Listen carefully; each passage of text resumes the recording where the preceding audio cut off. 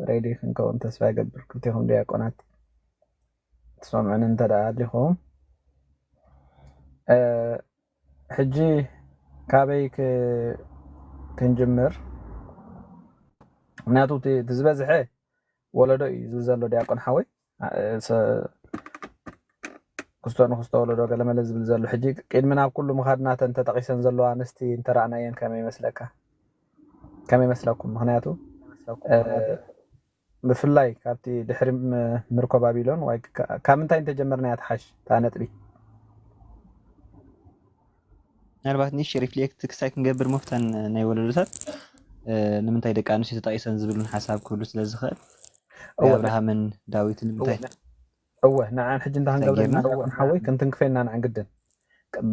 ባብ ዘለኩም ሓሳብ መሃቡ ሽዑተን ንሰንግን ከም ሕቶ ከነቐምጠን ስለዝኾና ምክንያቱ ከም ሕቶ መልክዕ ክትሓዝ ኣለውን ክፀርያ ስለ ዘለዎን ንምንታይ እንተ ነዴታት ኣብኡ ዘለዋ ወይ ተን ደቂ ኣንስትዮ ብኣትየን ዘለዋ ቅድሞ ግን ዝኾነ ትብልዎ ነገር ተሃልይኩም ኣብዚ ዝክንበብ ፀንሐ ዕድል ክበኩም ጆኒ መጽይላሽ ዲያቆን ቀጽል ወለሽ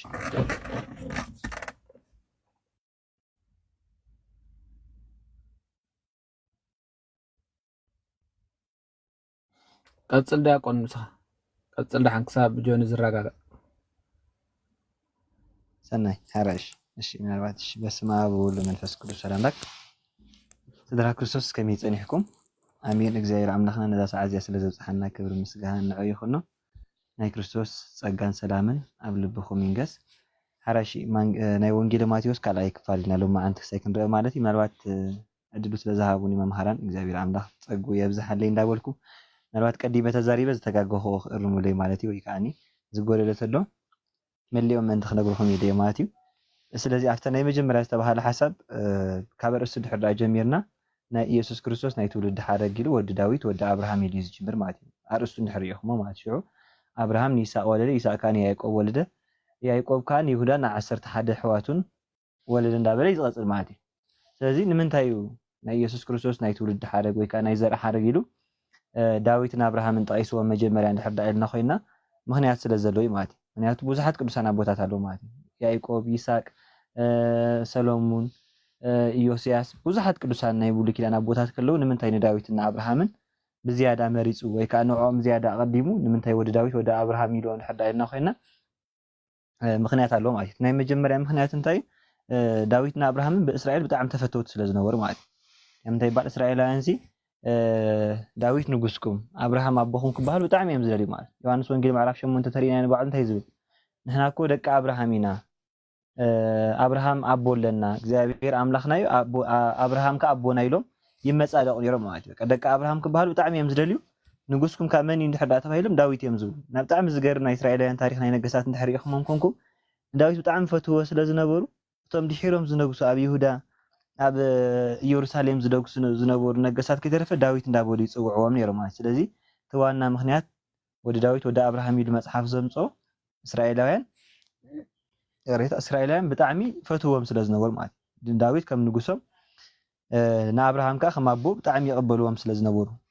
ስለዝነበሩ በዚ መንገድ እዚ ማለት እዩ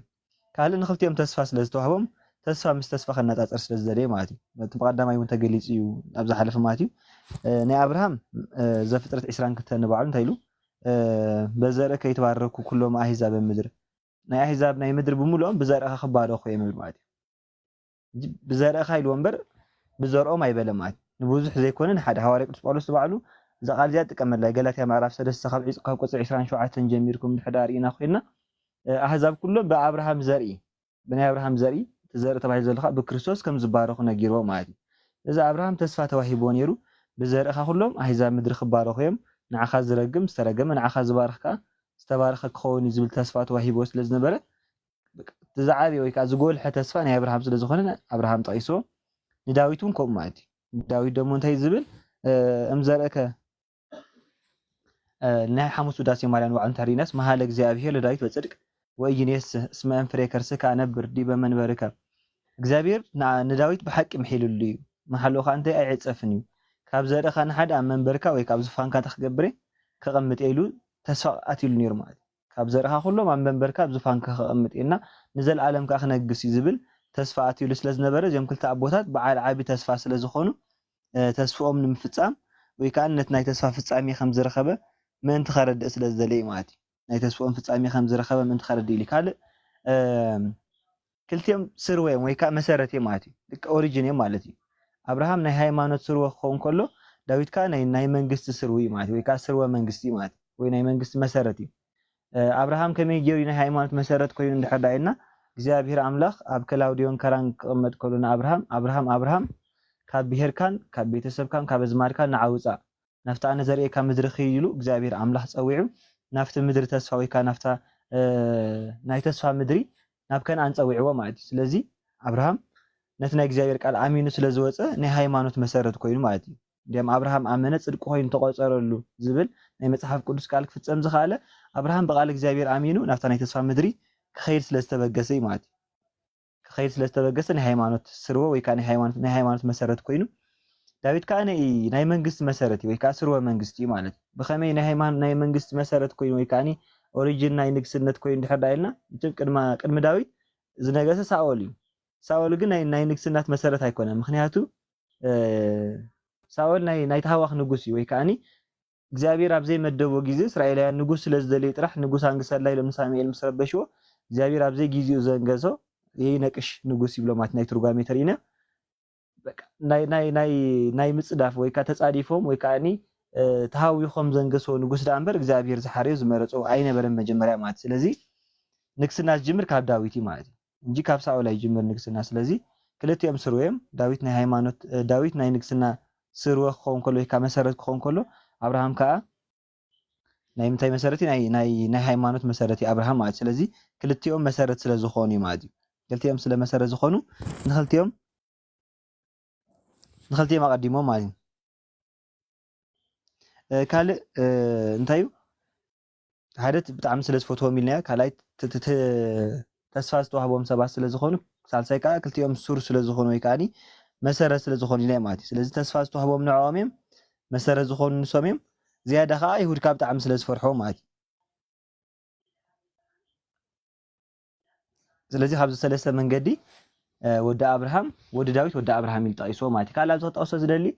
ብዕድመ ተሪና አብርሃም ይዓቢ ማለት እዩ ንምንታይ ንዳዊት ኣቀዲሞ እንድሕር ዳኢልና ኮይና ንባዕሉ ምክንያት ኣለዎ ሓቂ ወዲ ዳዊት ወዲ አብርሃም ኢሉ ናይ ኢየሱስ ክርስቶስ ናይ ትውልዲ ሓረግ እዩ ዝብል ማለት እዩ ስለዚ ንምንታይ ዳዊት ኣቀዲሞ አብርሃም ንድሕሪት ገይርዎ እንድሕር ዳኢልና ኮይና እሱ ምክንያት ኣለዎ ማለት እዩ ሓደ ካብ አብርሃም ላዕሊ ከዓ እስራኤል ንዳዊት ይፈትው ነይሮም ማለት እዩ ብዝያዳ ዝፈትዎ ነበርካ ዳዊት ስለ ዝኾነ በቲ ዝያዳ ዝፈትዎ ጨጀሚርሎ ማለት እዩ ካልኣይ ምክንያት ከዓ እንታይ እዩ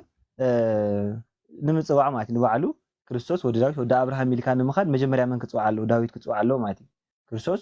ወዲ ዳዊት ወዲ አብርሃም ምክንያቱ አብርሃም ኣባ ሓጎ ክኸውን ኣለዎ ምክንያቱ ንዳዊት ንባዕሉ ኣቡኡ አብርሃም እዩ ማለት እዩ ስለዚ ብቀደም ተኸተል ንሕሪና ዳዊት ፀዊዑ ሽዑ አብርሃም ክፅውዕ ስለ ዝሓይሽ ሳልሳይ ከዓ ሒዞ ንምኻድ ክጥዕሞ ማለት እዩ ወዲ ዳዊት ወዲ አብርሃም ኢሉ ሽዑ አብርሃም ይስሐቅ ወለደ ስለ ዝብል ካብዚ ምክንያት ቀዲሙ ንዳዊት ፀዊዑ ተመሊሱ ንአብርሃም ከም ፀውዑ ክንርኢ ንኽእልና ወይ ከዓኒ ክንምልከት ንኽእልና ካልእ ከዓኒ መቸም ካብ ኣቦነት ንላዕሊ ንጉስነት ትበልፅ ማለት እዩ ካብ ኣቦነት ንላዕሊ ንጉስነት ስለ ዝበልፅ ንዳዊት ኣቀዲምዎ ማለት እዩ ስለዚ ናይ ዘርአ ሓረግ ወይ ከዓ ናይ ትውልዲ ሓረግ ናይ ክርስቶስ ናይ ትውልዲ ሓረግ ኢሉ ዝዘርዘረሉ ንምንታይ ዕላማ እዩ እንተኢልና ብዙሕ ልደት ኣሎ ማለት እዩ ካብቲ ብዙሕ ልደት ንምፍላይ ብዘርእ ብሩካቤ ዝኸውን ወይ ከዓ ካብ ሰብኣይን ካብ ሰበይትን ብዝኸውን ውላድ እዩ ክዝርዝር ስለ ዝደለየ እዩ ናይ ሓረግ ትውልድ ኢሉ እምበር ካልእ ትውልድ ኣሎ ማለት ስለዚ ካብቲ ካልእ ትውልድ ንምፍላይ ወዲ ዳዊት ወዲ አብርሃም ኢሉ ናይ ኢየሱስ ክርስቶስ ናይ ትውልዲ ሓረግ ኢሉ ዘርዚርዎ ማለት እዩ ለምሳሌ ብዙሕ ዓይነት ልደት ኣሎ ማለት እዩ ናይ መጀመርያ ልደት ናይ ኣዳም እዩ ማለት እዩ ልደት ኣዳም እምድሪ ይብሉ ሊቃውንቲ ማለት እዩ ኣዳም ዝተወልደ ካብ መሬት እዩ ማለት እዩ ልደት ሄዋን እምጎቦ ናይ ሄዋን ልደታ ካብ ጎቦ ካብ ጎኒ ማለት እዩ ልደት አቤል እምከርስ ናይ አቤል ወይ ከዓ ናይ ቃየል ልደት ከዓኒ ካብ ማህፀን እዩ ማለት እዩ ልደተ በግዕ እመፀ ሳቤቅ ናይ በጊዕ ልደትካ ካብ እፀ ሳቤቅ ልደተ ሙታን መቃብር ናይ ሙታን ትንሳኤ ከዓ ልደት ተባሂሉ ስለ ዝጥቀስ ናይ ሙታን ልደትካ ካብ መቃብር ብሎ ማለት ስለዚ ካብዚ ኩሉ ልደት ንምፍላይ ወይ ከዓ ካብዚ ኩሉ ልደት ፈሊ ንምርኣይ ናይ ኢየሱስ ክርስቶስ ናይ ትውልዲ ሓረግ ኢሉ ብመዘርዛር የቐምጦ ማለት እዩ ሽዑ እንታይ ዝብል አብርሃም ንይስሐቅ ወለደ ይስሐቅ ከዓ ንመን ወለደ ንያዕቆብ ወለደ ብል ማለት እዩ አብርሃም ንይስሐቅ ወለደ ክብል ከሎ አብርሃም ይስሐቅ ጥራሕ ኣይኮነን ወሊዱ ድሕሪና ኮይና ካብ ኣጋር ንእስማኤል ወሊዱ ካብ ቄጦራ ከዓኒ 8 ደቂ ነይሮም ማለት እዩ ኣሬታ 6 ደቂ ነይሮም ብጠቅላላ 8 ደቂ ነይሮም ማለት እዩ ግን ናይ ይስሐቅ ልደት ክዛረብ ከሎ ካብ ኣጋር ዝተወለደ እስማኤልን ካብ ኬጡራስ ተወልዶም ሽዱሽተ ቆልዑ እንታይ ገበሩ ኣይጠቐሶምን ንመን ጥራሕ ይጠቂስ ንይስሐቅ ጥራሕ ጠቂሱ ምክንያቱ ተስፋ ዝተነገረሉ ይስሐቅ ስለ ዝነበረ ማለት እዩ ሽዑ ይስሐቅ ከዓኒ ንያዕቆብ ወለደ ብል ማለት እዩ ይስሐቅ ንያዕቆብ ወለደ ክብል ከለካ ይስሐቅ ያዕቆብ ጥራሕ ዘይኮነ ብሓንሳእ ብሓደ መዓልቲ ተወልደካ ኤሳው ነይሩ ንምንታይ ንኤሳው ዘይጠቐሶ እንድሕር ዳ ኢልና ኮይና ከዓኒ ሕጂ እውን ተስፋ ዝተነገረሉ ናይ ሃይማኖት መሰረት ዝኾነ ያዕቆብ ስለ ዝኾነ ንያዕቆብ ጠቂስዎ ማለት እዩ ስለዚ ካብዛ አንፃር ንሕሪና ኮይና ወንጌላዊ ናይ ትውልዲ ሓረግ ዝደልዮ ናይ መን ጥራሕ ናብ ክርስቶስ ዘብፅሕ ወይ ከዓ ናብ ክርስቶስ ዝወስዶ ዳ እምበሪ ናይ ዘርኢ ወይ ከዓ ናይ ትውልዲ ዝወለዶ ያሬታ ወንጌላዊ ዕላምኡ እንታይ ናይ ክርስቶስ ትውልዲ ሓረግ ንምቁፃር ዳ እምበር ናይ እስራኤላውያን ወለዶ ንምቁፃር ኣይኮነን ዜና መዋዕል ነገስት እንድሕር ኢኹም ኮንኩም ብሙሉኦም ናይ እስራኤል ወለዶ እዩ ዝጠቕሶም ማለት እዩ ወንጌላዊ ግን ንዑ ኣይደልዮን እዩ ማለት እዩ ወንጌላዊ ዝደልዮ እንታይ ናይ ክርስቶስ ናይ ሓረግ ትውልዲ ይቆፅር ስለ ዘሎ ስለዚ ቶም ምስ ክርስቶስ ዝተኣሳስርዎ እንዳጠቐሰ ጥራሕ እዩ ዝኸይድ እምበር ንኩሉ ይጠቅስኒ ማለት ስለዚ ሓደ ሓደ እንዳጠቐሰ እዩ ዝኸይድ ማለት እዩ ሽዑ እንታይ ዝብለና ይሁዳ ድማ ያሬታ ያዕቆብ ድማ ንይሁዳ ንሕዋቱን ወለደ ይብል ማለት ግን ድሕሪኢኹም ኮንኩም አብርሃም ንይስሐቅ ወለደ ክብል ከሎ እስማኤልን ደቂ ኬጡራን ኣይተጠቐሱን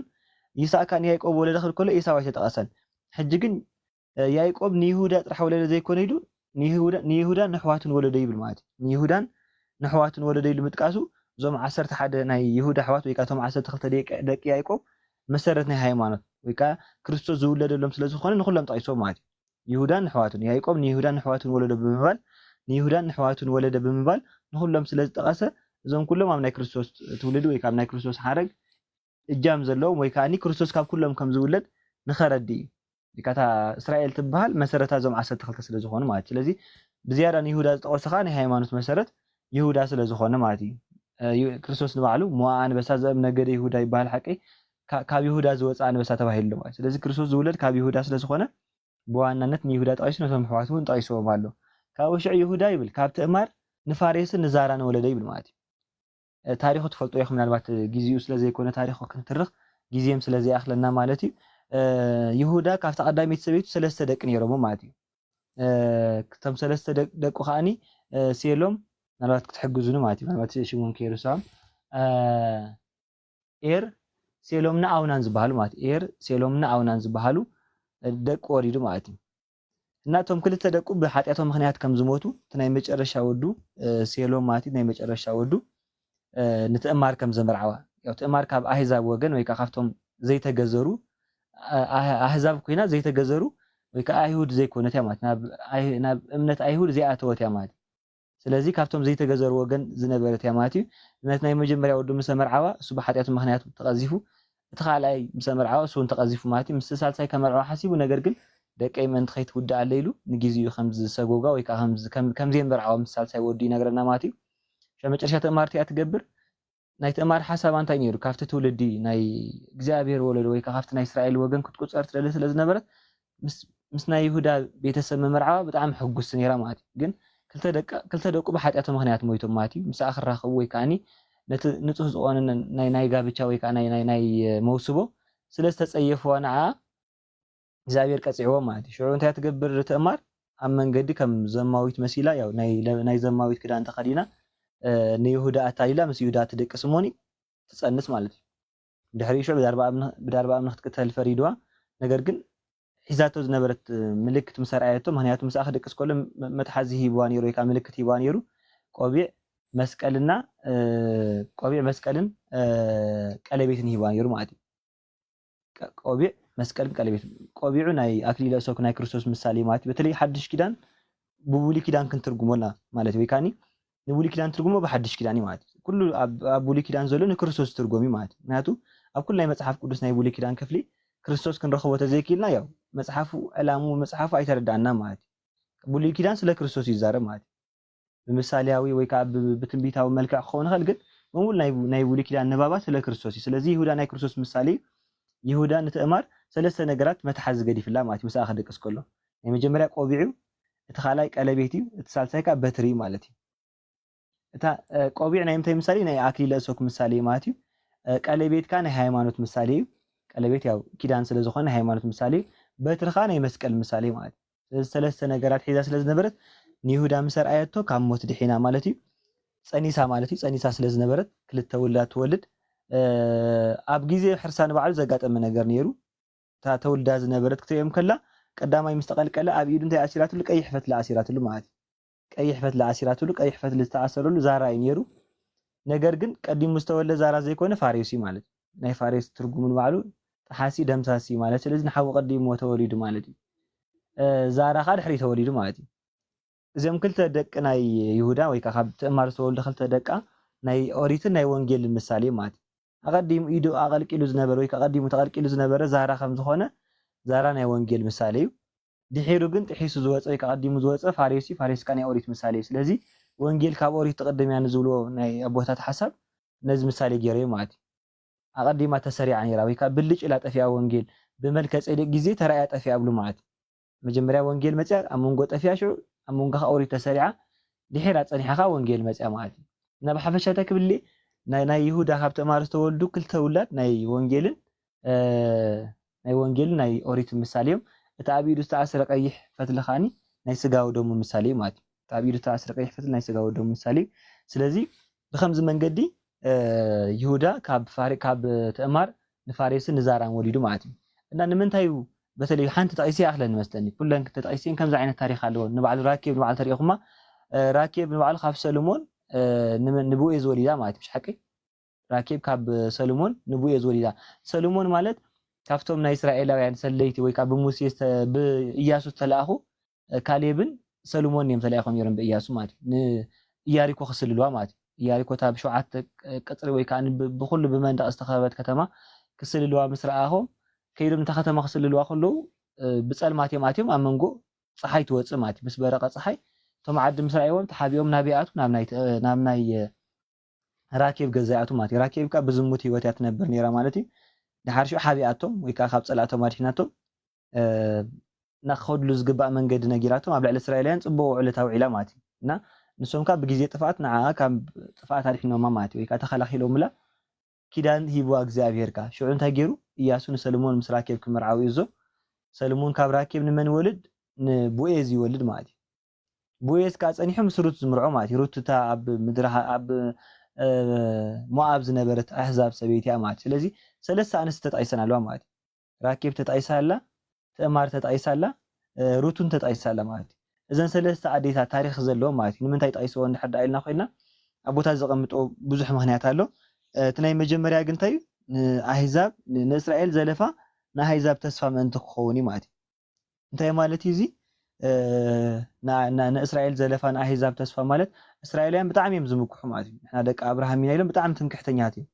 ኣብርሃም ዝኣክል ኣቦ ለና ዳዊት ዝኣክል ንጉስ ኣለና እግዚኣብሔር ዝተወልደ ካባና ኢሎም ወይ ከዓ እግዚኣብሔር ኪዳን ሕጊ ዝሃበና ንዓና ኢሎም ብጣዕሚ ይምክሑ ስለ ዝነበሩ ንዓኹም ጥራሕ ዘይኮነ ንዓና እውን ኪዳን ሂብና እዩ ኢሎም ኣህዛብ ምእንቲ ተስፋ ኮይኖም ንእስራኤል ካ ዘለፋ ምእንቲ ክኸውን ካብ ኣህዛብ ወገን ኣብ ወንጌል ከም ዝቁፀራ ገይሩ ማለት እዩ ትእማር ራኬብ ሩት ካብ ኣህዛብ ወገን ዝኾነ ኣንስቲ እንጂ እስራኤላውያን ኣይኮናን ስለዚ ሰለስተ ካብ ኣህዛብ ዝመፃ ኣንስቲ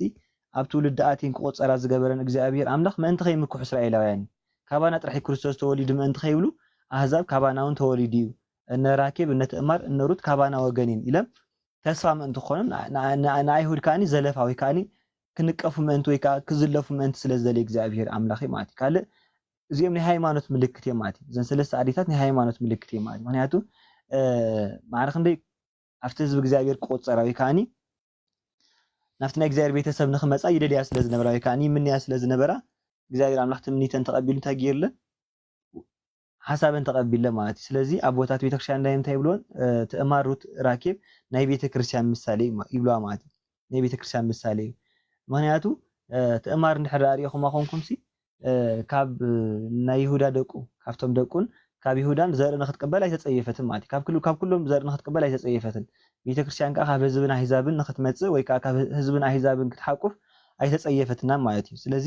ናይ ቤተክርስትያን ምሳሌ እዩ ማለት እዩ እዘን ሰለስተ ኣዴታት ናይ ቤተክርስትያን ምሳሌ እዩ ማለት ኢና ካብዛ ኣንፃር ተጣይሰን ኣለዋ እንጂ እስራኤላውያን ወይ ከዓ ኣይሁድ ጓል ኣንስተይቲ ኣብ ትውልድ እትዮም ኣይቆፀሩን እዮም ማለት እዩ ድሓር ናይ ድንግል ማርያም ክርኢና ድንግል ማርያም ኣይተቆፀረትን ንምንታይ እዚአን ተቆፂረን ድሕር ራእይና ካብ ኣህዛብ ዝመፃ ዳ እምበር ኣይሁዳውያን ስለ ዘይነበራ ካብዛ ኣንፃር ተቆፂረን ዝብል ሓሳብ ኣለኒ ማለት ምናልባት ናይ ሰለስተን ብጠቕልሉ ናብ ውሽጢ እንድሕር ኣትየ ከይነውሓና እቶም ካልኦት ኣሕዋትና ምእንቲ ክምህሩና ኢለ ዲያቆን እና ቴንኪው ስለ ዝተዋሃበና ዕድል ቃልዮት يسمع لنا دياقون حوي ቃልዮት يسمع لنا زابير ጸጋ لጸጋ يعدلك درجة بملأن درجة كيدن تنكيف كاينها كلن درجة قليت كاينها دياقون جن حوي كمون أنا زغليلا زخونه أبحا أبز تبلو ነገር አለ ዲቂኑና ካለ ሕቶ መኻድና ማለት እዩ ዝኾነ ትውስኾ ነገር ኣሎ ዲ maybe ሕቶ ድሓር ወላ ተገበርና ማሓሸ ዲያቆን ጆን ይቐጽ ድማ ወነና ኣነ ንዑ ዝምልከት እየ ነቲ ትምህርትና ናተይ ሕቶ ይኮነን እሺ ኖራ ኣነ ንሓንቲ ይብለ እሺ ኦ ነቲ ትምህርት ሕቃለ ሰላም ዲቆ ቀጽሉ ጽብቕ ኣሎ ዲቆ ሓወይ ወላ ሓንቲ ጽብቕ ገሊጾ ምድጋም ከይኮን ያው ወላ ኣነ كوميلي ولا أنا حل في ليا نأطول حنتي كستايكن قبرين خلنا كله نبتة حتى كله حتى خمسة ديابكون جنّا بخير إذا حتى أبو مالتي بزي كود كد بابلون كسع يسوع كرسوس 10 سنة ولده يزلله يلله إذا خمينا نقرص أو أي كمينا نرد أزي سوري 10 بعد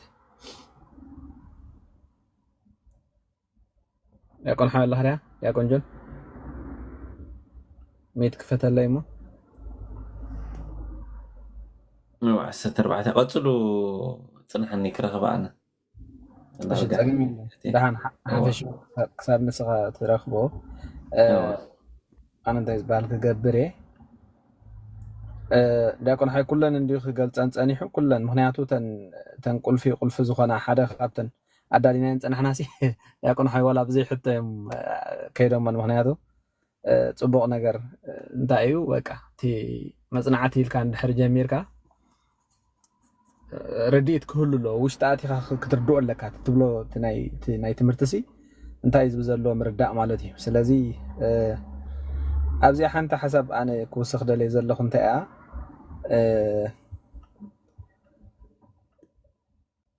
እታ ናይ ኢየሱስ ክርስቶስ ታ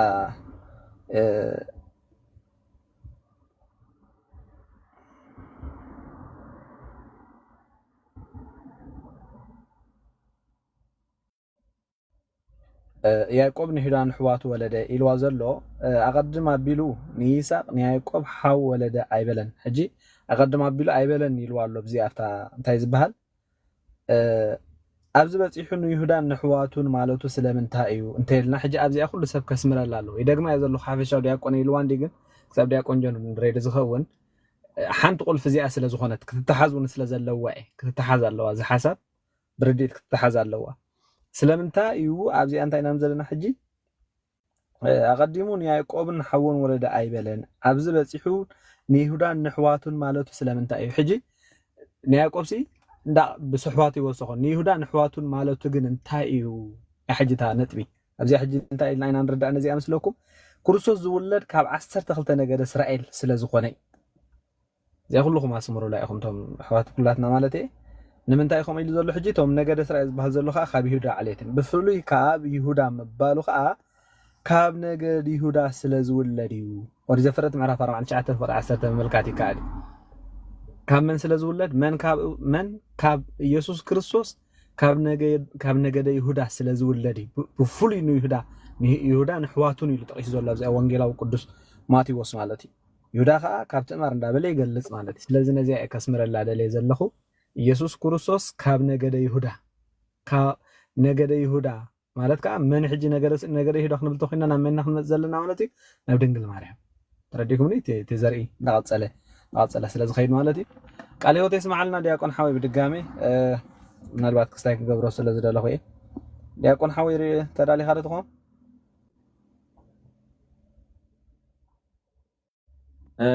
እሺ ሓራይ ኣነ እኳ ዝያዳ እኳ በዓል ዲያቆን ሜሮንቶም ተዳሊኻ መፂኻ ይፅቡቕ ነይሩ ኣብዚያ ግን ዳሓን ካብታ ናይ ትርጓሜ ወንጌል ዘላ ካብ ፍቕዲ 10 እስከ ካብ 17 እንታይ ዝብል እምበኣር ከስ ይብል ኩሉ ነቲ ወለዶታት ምስ ገለፀ ካብ ወለዶ እምበር ኩሉ ወለዶ ካብ አብርሃም ክሳብ ዳዊት 14 ወለዶ ይኾን ኣሎ ማለት እዩ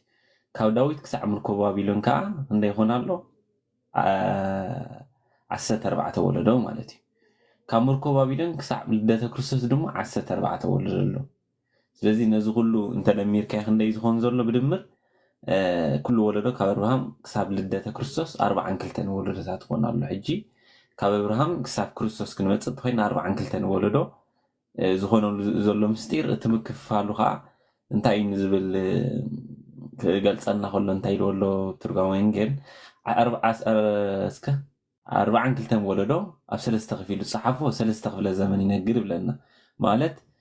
ነቲ ዝተነገረ ተስፋን ትንቢትን ብሓደ ክርስቶስ ከም ተፈጸመ ንምግላጽ እዩ እዚ ኸ እንታይ ኢና ንርኢ እቲ ቀዳማይ ብዘበን አቡ ህዝብታት ኩሉ ምድሪ ብዘረኻ ክባርኹ እዮም ኢሉ ንአብርሃም ዝኣተወሉ መብፅዓ ኣብ ዘፍጥረት 22:18 ዘሎ ንርኢ ማለት እዩ ከምኡውን ብዘመን ነገስ ከዓ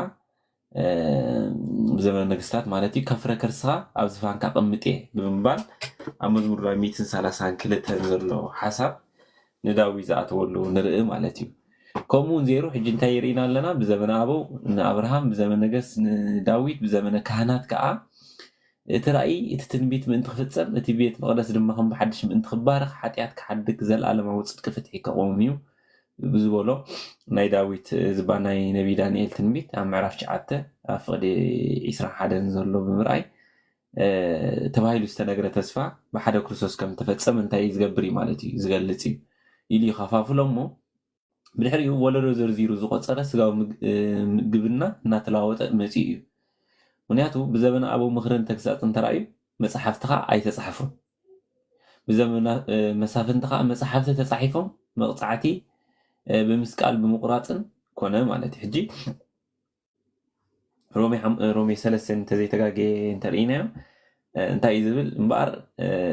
ሕጊሲ ሓጢኣት እዩ ዘፍልጥ ኣብቲ ሕጊ ዘይነበሮ ግን ሓጢኣት ኣይቁፀርን እናበለ ይገልፀልና ማለት ስለዚ ክሳብ እዚ ዓይነት እንሪኤሉ እቲ መፅሓፍቲ ተፃሕፈሉ ዘመን ብዘመን አቡ ዝነበረ ናይ ምንታይ ነይሩ ናይ ምክርን ናይ ተግሳፅን መፅሓፍትኻ ከምዘይ ተፃሕፉ እሞ ብሕገ ልቦና ይኸድሉ ኣብ ዝነበሩ ንርኢ እሞ ዳሕራይ ሙሴ መፂኡ መፅሓፈ መሳፍንቲ ኣብ ዘመን መሳፍንቲ ካ እንታይ ንርኢ መፅሓፍቲ ተፃሒፎም መቕፃዕቲ ምስቃልን ምቁራፅን ከዓ ኮነ ማለት እዩ እቲ ሕግታት ሙሴ እምበኣር ከም ዝገበረ ብዳርባ እምኒ ቀተል እናተባሃለ ሕግታት ክወፅእ ከሎ ንርኢ ማለት እዩ ብዘመነ ካህናት ከዓ ከምቲ ኣብ ዘመን አቡ ኣብ ዘመን መሳፍትን ዝተፈፀመ ኮነ ማለት ደሚሩ ምቁፃሩ ካብ መንፈሳዊ ምግብና ምንም እኳ ኣብ ኢድ ካህናትን ኤጲስቆጶሳትን እንተኾነ ኣይተለወጠን ንምባል 42 ብዝበሎ ከምኡ እንታይ ዘመልክት ዝብሎ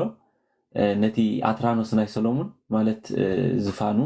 6 መዳይቦ ነበሮ እሞ ኣብኣ ተቐሚጡ ክፈርድ ክሰርዕ ይውዕል ነበር ነዚ ኣብ መፅሓፈ ነገስት ምዕራፍ 10 ፍቅዲ 19 ዘሎ ሓሳባት የርእየና ማለት እዩ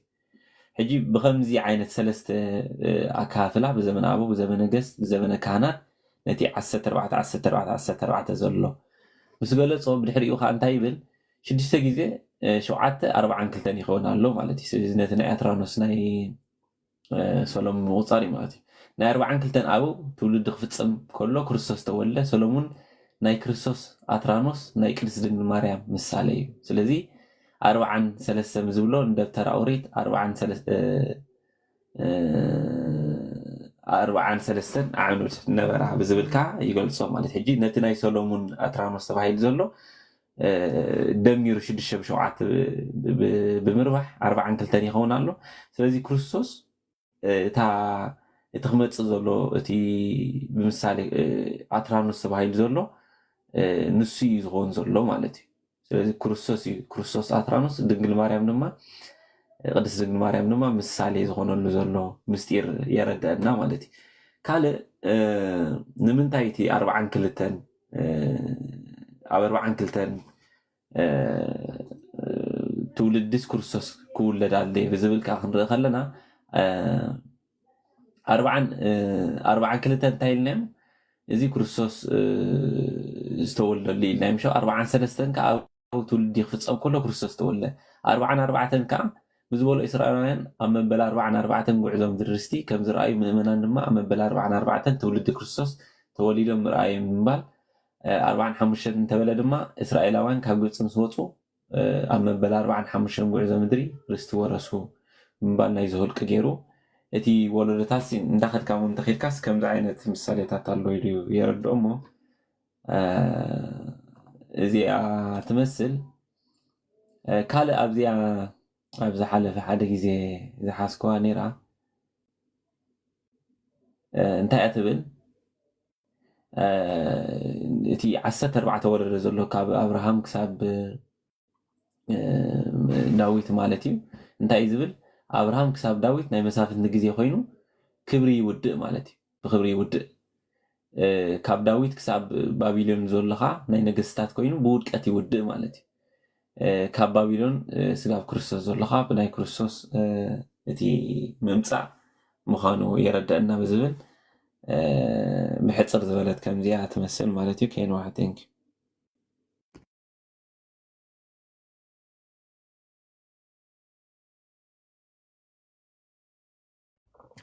ቃል ህይወት ይስማዕልና ዲያቆን ብሩክ ተባረክ ቃል ህይወት ይስማዕልና حصل عبيركم عبد زخ بلوت أنا حزقون أسب زوس خل حساب تهلي ناوصلنا ويلكم قاعد حنمت أها مناتو حجينا قتلنا نريار استنانا تاناي قلدت يسوس تبلندي حدش حتى وصلنا نجمر قدمنا جن زي خنا صفار لنا من الوقت بلون تهلي بزيا أبزا تحتاج أنا حتحطه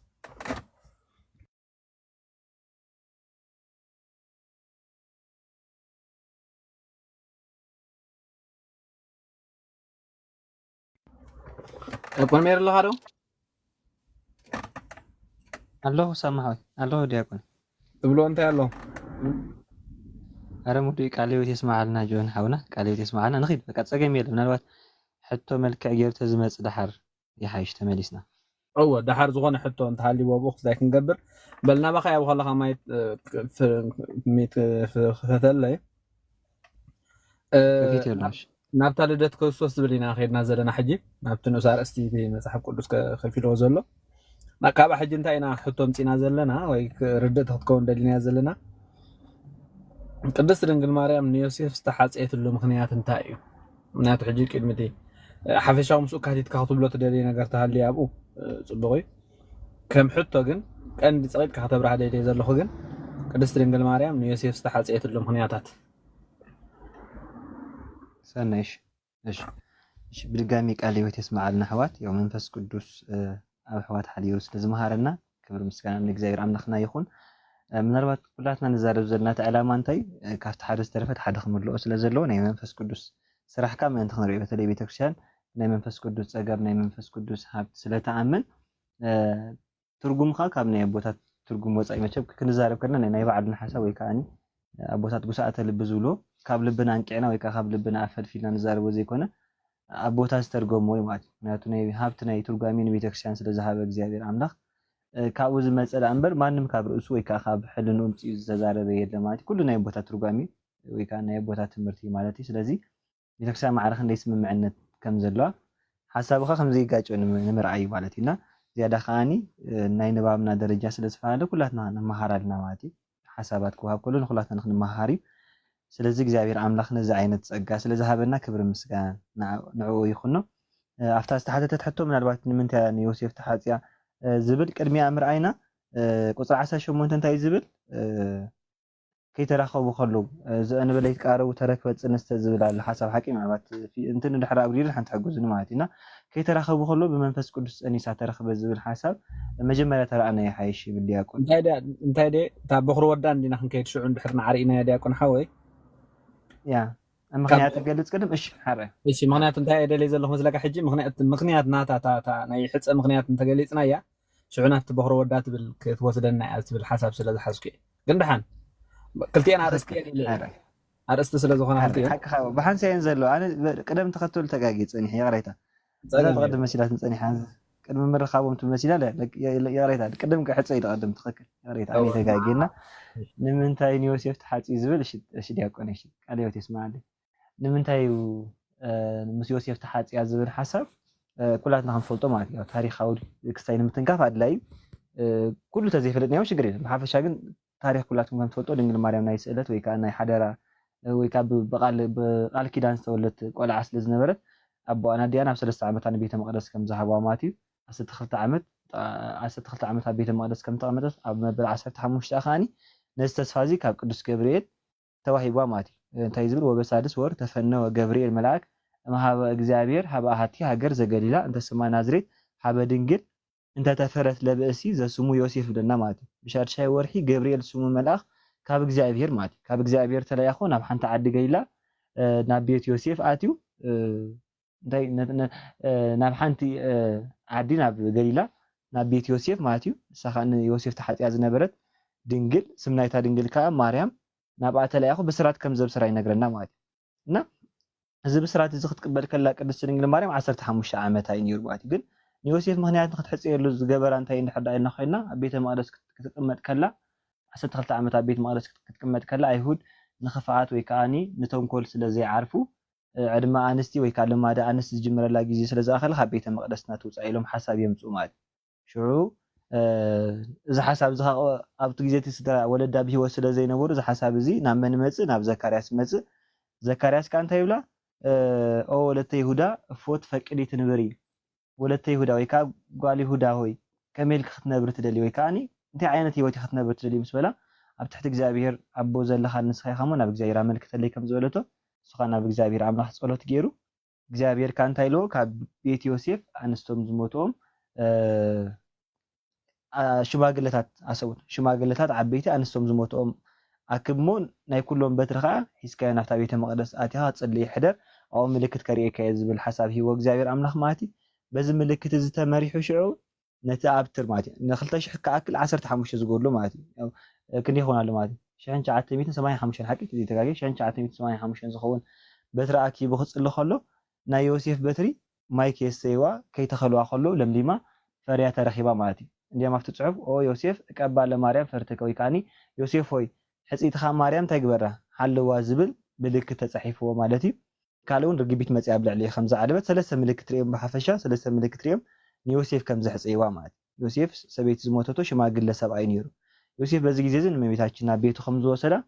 ابيتو غديفو خان نغاداي سلاز نبره ننغدينا برحق وتا خمسه خدي ترغامي وانجيلي نغرنا مالتي تملس كلو بسال ساي ورح مالتي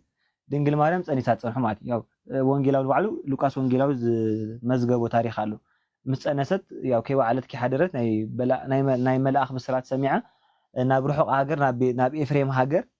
ከም ዝኸደት ናብ ኤልሳቤጥ ማለት ከም ዝኸደት ሰላም ከም ዝበለታ ዝገልጽ ሓሳብ ኣሎ ሰለስተ ወርሒ ምስ ኤልሳቤጥ ተቐሚጣኻ ናብ ቤታ ከም ዝተመልሰት ይገልጸልና ናብ ቤታ ምስ ተመልሰት ዮሴፍ ዝመለሰሉ ግዜ ስለ ዝነበረ መጽዩ ከም ዝረአያ ይገልጽ ማለትና ታሪኹ ብሕጽር ዝበለስ እዩ ማለት ስለዚህ ዮሴፍ ተሓጽየቱሉ ምኽንያት እንታይ እንድሕዳይና ኮይና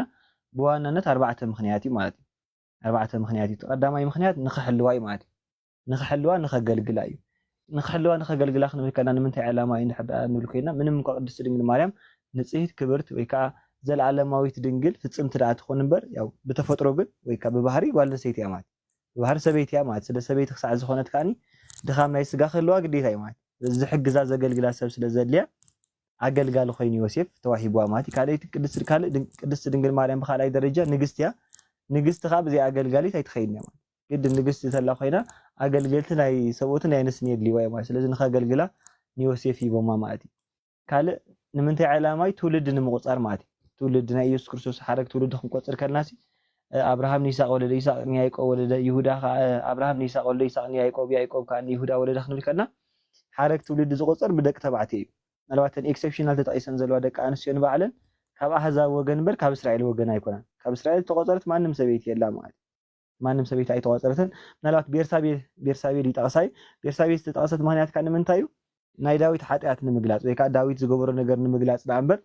ዳዊት ተገሊጹሎ ማለት እዩ ምክንያቱ ዳዊት ካብ ቤርሳቤ ንሰለሙን ወለደ ኢሉ ብዳዊት እምበር ብቤርሳቤ ኣይተቆፀረን ስለዚ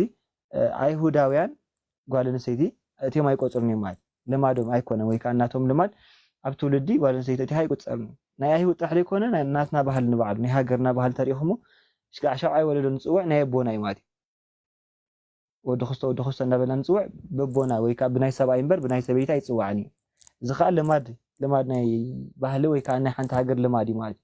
ምናልባት ናይ ኩናማ ንሕሪኹም ኮንኩም ሚድልም ናይ ደገብሮ ማለት በዲም ሽም ጽውዓም ናይ አባሐጎ ናይ በኹን ኮሎ ማእከላይ ሽም ግን ብናይ ደስም ጽውዕ ሃገራት አለው ኣብ ሃገራን ባዕሉ ኩናማ ንሕሪናም ናይ ደም ሽም ኣብ መንጎ ያቲ ማለት እናንተ ክብሊ አይሁዳውያን ግን ጓልነሰይት ኣብ ትውልድ እትዮም ስለዘይ ቆጽሩ ዝነበሩ ድንግል ማርያም ካ በትውልድ ተኸትኮና ይተኸና ቁጽራ ይተኸና ማለት ኩሰን ኹስተወለደ ኢሉ ኣብ መጨረሻ ድንግል ማርያም ካ ንክርስቶስ ንኢየሱስ ወለደት ክብል አይክልኒ መጽሐፍ ምክንያቱ ቆም ድሕሪሉ አይሁድ ከቅበሉ ይክል ነዚ ወንጌል ምክንያቱ ናቶም ባህሊ ጓልነሰይት ኣብ ወለደት ይኻ መውጻር አይፈቅዱን ወይ ካይ ቅበሉን ማለት ስለዚህ ወንጌላውያን ካ ክጽሕፉ ከለው በተለይ ማቴዎስ ኣብ ዝሓለፈ ወንጌል ጽሕፎ ዘሎ ንእስራኤል ወይ ካ ናይ አይሁድ ወንጌል ናጽሐፈ ከለው ካብ ድንግል ማርያም ኢየሱስ ተወልደ እንድሕርዳይሉ መጀመሪያ ወንጌል ከምብቦ ከለው በዛ ምክንያት ዚያ ጥራሕ መጽሐፉ ንኸይቅበሎ ወንጌል ንኸይቀበሉ ምክንያት ክኾነ ምኽእል ለዚ ምክንያት ማን ተኸይረኽቡ ኢሉ በቲ ክሳይ ዝኾን እግዚአብሔር ተኽገብር ነይሩ ማለት ምስ ዮሴፍ ክትሕጸ እግዚአብሔር ከዳልወላ ነይሩ ማለት ምክንያቱ ዮሴፍን ቅድስት ድንግል ማርያም ቤተሰብ ማለት ኣብ አልዓዛር ጉንዳ አልዓዛር ኣብ አልዓዛር ይራኸቡ ማለት አልዓዛር ማታን ቀስራን ይወልድ ማለት ማታን ንኢያቄም ወሊድ ኢያቄም ካ ድንግል ማርያም ቀስራ ኻኒ ማለት ተገልቢጣ ትሕግዙን ያም ቀስራ ኻኒ ንያዕቆብ ወሊድ ያዕቆብ ካ ዮሴፍ ወሊድ ማለት ስለዚህ አልዓዛር ኣብ ሓጎም ስለዚህ አዝማድ ማለት አዝማድ ስለዝኾኑ ዮሴፍ ክትሕጽየሉ ዝኸውን ምክንያት በቃ ትውልድ ናይ ክርስቶስ ብዳዊት ወዲ ዳዊት ወዲ አብርሃም ክባሃል ተኾይኑ ካፍቲ ወለደ ክወጽ የብሉ ማለት ካፍቲ ወለደ ክወጽ ስለዘይብሉ መን መጺ ማለት ዮሴፍ መጺ ትውልድ ንኽቆጸር ብዮሴፍ ትውልድ እንተ ክቆጸር ዮሴፍ መጺ ኣብዚ ማለት ስለዚህ ቤተሰባ ናይ ቀረባ ቤተሰባ ማለት ከምቲ ካልኦት ወይ መናፍቃን ዝብሎ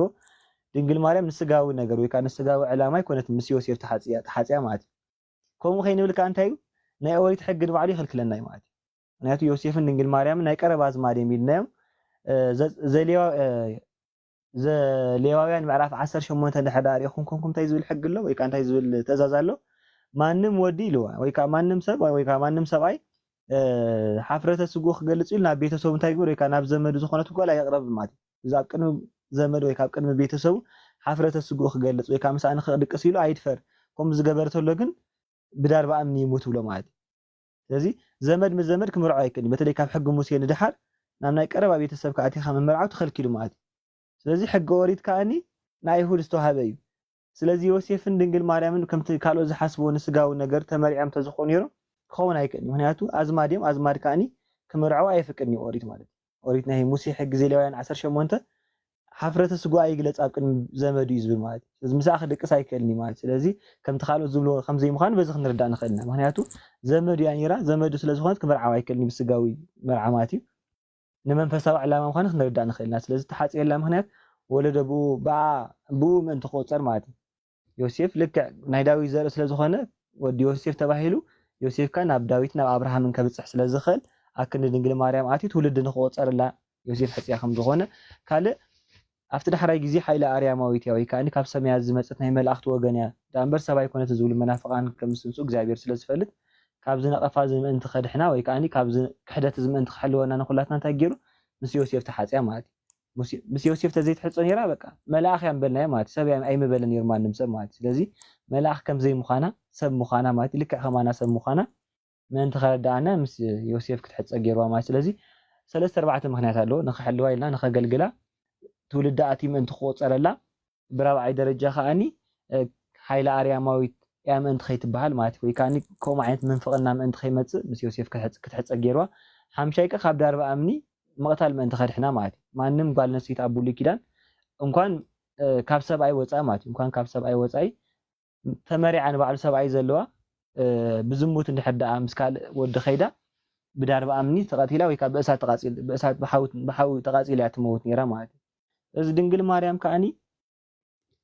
እንኳን ሕጺ ዘይብላ ማለት እዩ ሕጺ ከለዋ ንባዕሉ ማይ ዘለፋስ እዩ ማሐቂ ሕጺ ዘይብላ ዮሴፍ ተዝኸውን ነይሩ ግን ሙኻ ጸኒሳ ተትርከብ ኣይ ካብ መንፈስ ቅዱስ የጸኒሰ ተትብል ነይራ ማንም ክቕበል ኣይከኣልኒ ማለት ብመንፈስ ቅዱስ የጸኒሰ ኢላ ክቕበሉ ኣይክእሉ ማለት እዩ ዮሴፍ ንግዜ ከቢዶ ነይሩ ሓሳቡ ማለት ስለዚህ ብዘይ ሰብኣይ ንሕራ ጸኒሳ ተኽትኮን እያ ማለት እዩ ብዳርባ ኣምኒ ክትመውት እያ ማለት ስለዚህ ብዳርባ ኣምኒ ምእንቲ ከይትቐተል እግዚኣብሔርና ከቀዲሙ ንዮሴፍ ኣዳሊላ ማለት ብዳርባ ኣምኒ ከይትቐተል ያው ጸኒሳ ክሪዋ ከሎ ካብ ዮሴፍ ኢሎም ምእንቲ ክሓስቡ ምክንያቱ ክሳዕ መስቀል በቃ ክሳዕ መጨረሻ ወዲ ዮሴፍ ምዃኑ እዮም ዝፈልጡ ነይሮም ኣይሁድ ማለት እዩ እግዚኣብሔርን ብኸምኡ ክፈልጡ ገዲፎ እምበር اتحقق فلطوا يدليهم مهنيات تحقق تفليطمو حنت ليتون كحدروا يكونيهم مالت بداربا امنخ تموتيا مالتي ስለዚህ ካብ ዳርባ ኣምንኽ መን ተኽሕልዋ ኢሉ እግዚአብሔር ኣምላኽ ቀዲሙ ምስ መን ሕፂዋ ምስ ዮሴፍ ሕፂዋ ማለት ስለዚህ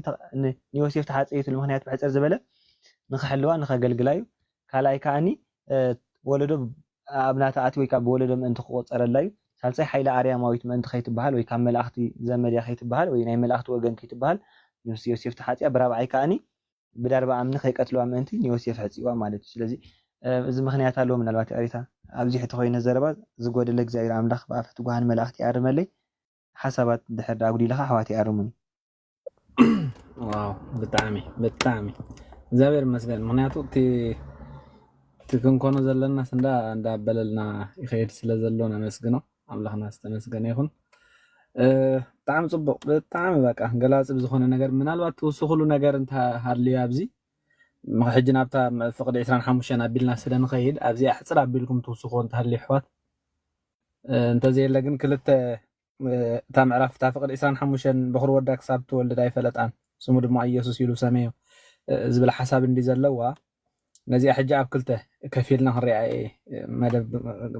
መደብ ገይረ ዘለኹ እታ በኽሪ ወዳ ትብል በይናን እታ በኽሪ ወዳ ትብል በይና ርኢና ድሓር ከዓ ክሳብ ትወልድ ኣይፈለጣን ዝብል ክንፈላለየን ምክንያቱ ኩላትና ሸር ክንገብሮ ስለ ዘለና ክልቲኡ ብሓደ እንተተገሊፁ ክነውሕ እውን ስለ ዝኽእል ከምኡ ክንገብራ ኢና ግን ቅድማ ኣብዛ ናይ ዲያቆን ሓወይ ክብላ ፀንሐ ዝኾነ ተወሳኺ ሓሳብ ዘለኩም እንተሃልይኹም ማይክ ክፈትዎ እሞ እንተዘየለ ኮይኑ ግን ግዜ ምታን ክጥቀመሉ ድሓር እውን ሕቶ ዘለዎም ኣሕዋት ከኣትዉ እውን ዕድል ስለ ዘሎ ኣብዚ ክንብሎ ዘምሰና ኩሉ ሕቶ ዘለዎም ሰብ ከኣትዉ ስለ ዝኾኑ ተዘየለ ኮይኑ የለን ኢልኩም ሕልፍ ኣብሉኒ ብወገነይ ሓሳብ የብለይን ኣብዛ ፅቡቅ ገሊፅዋ እዩ ዲያቆነይ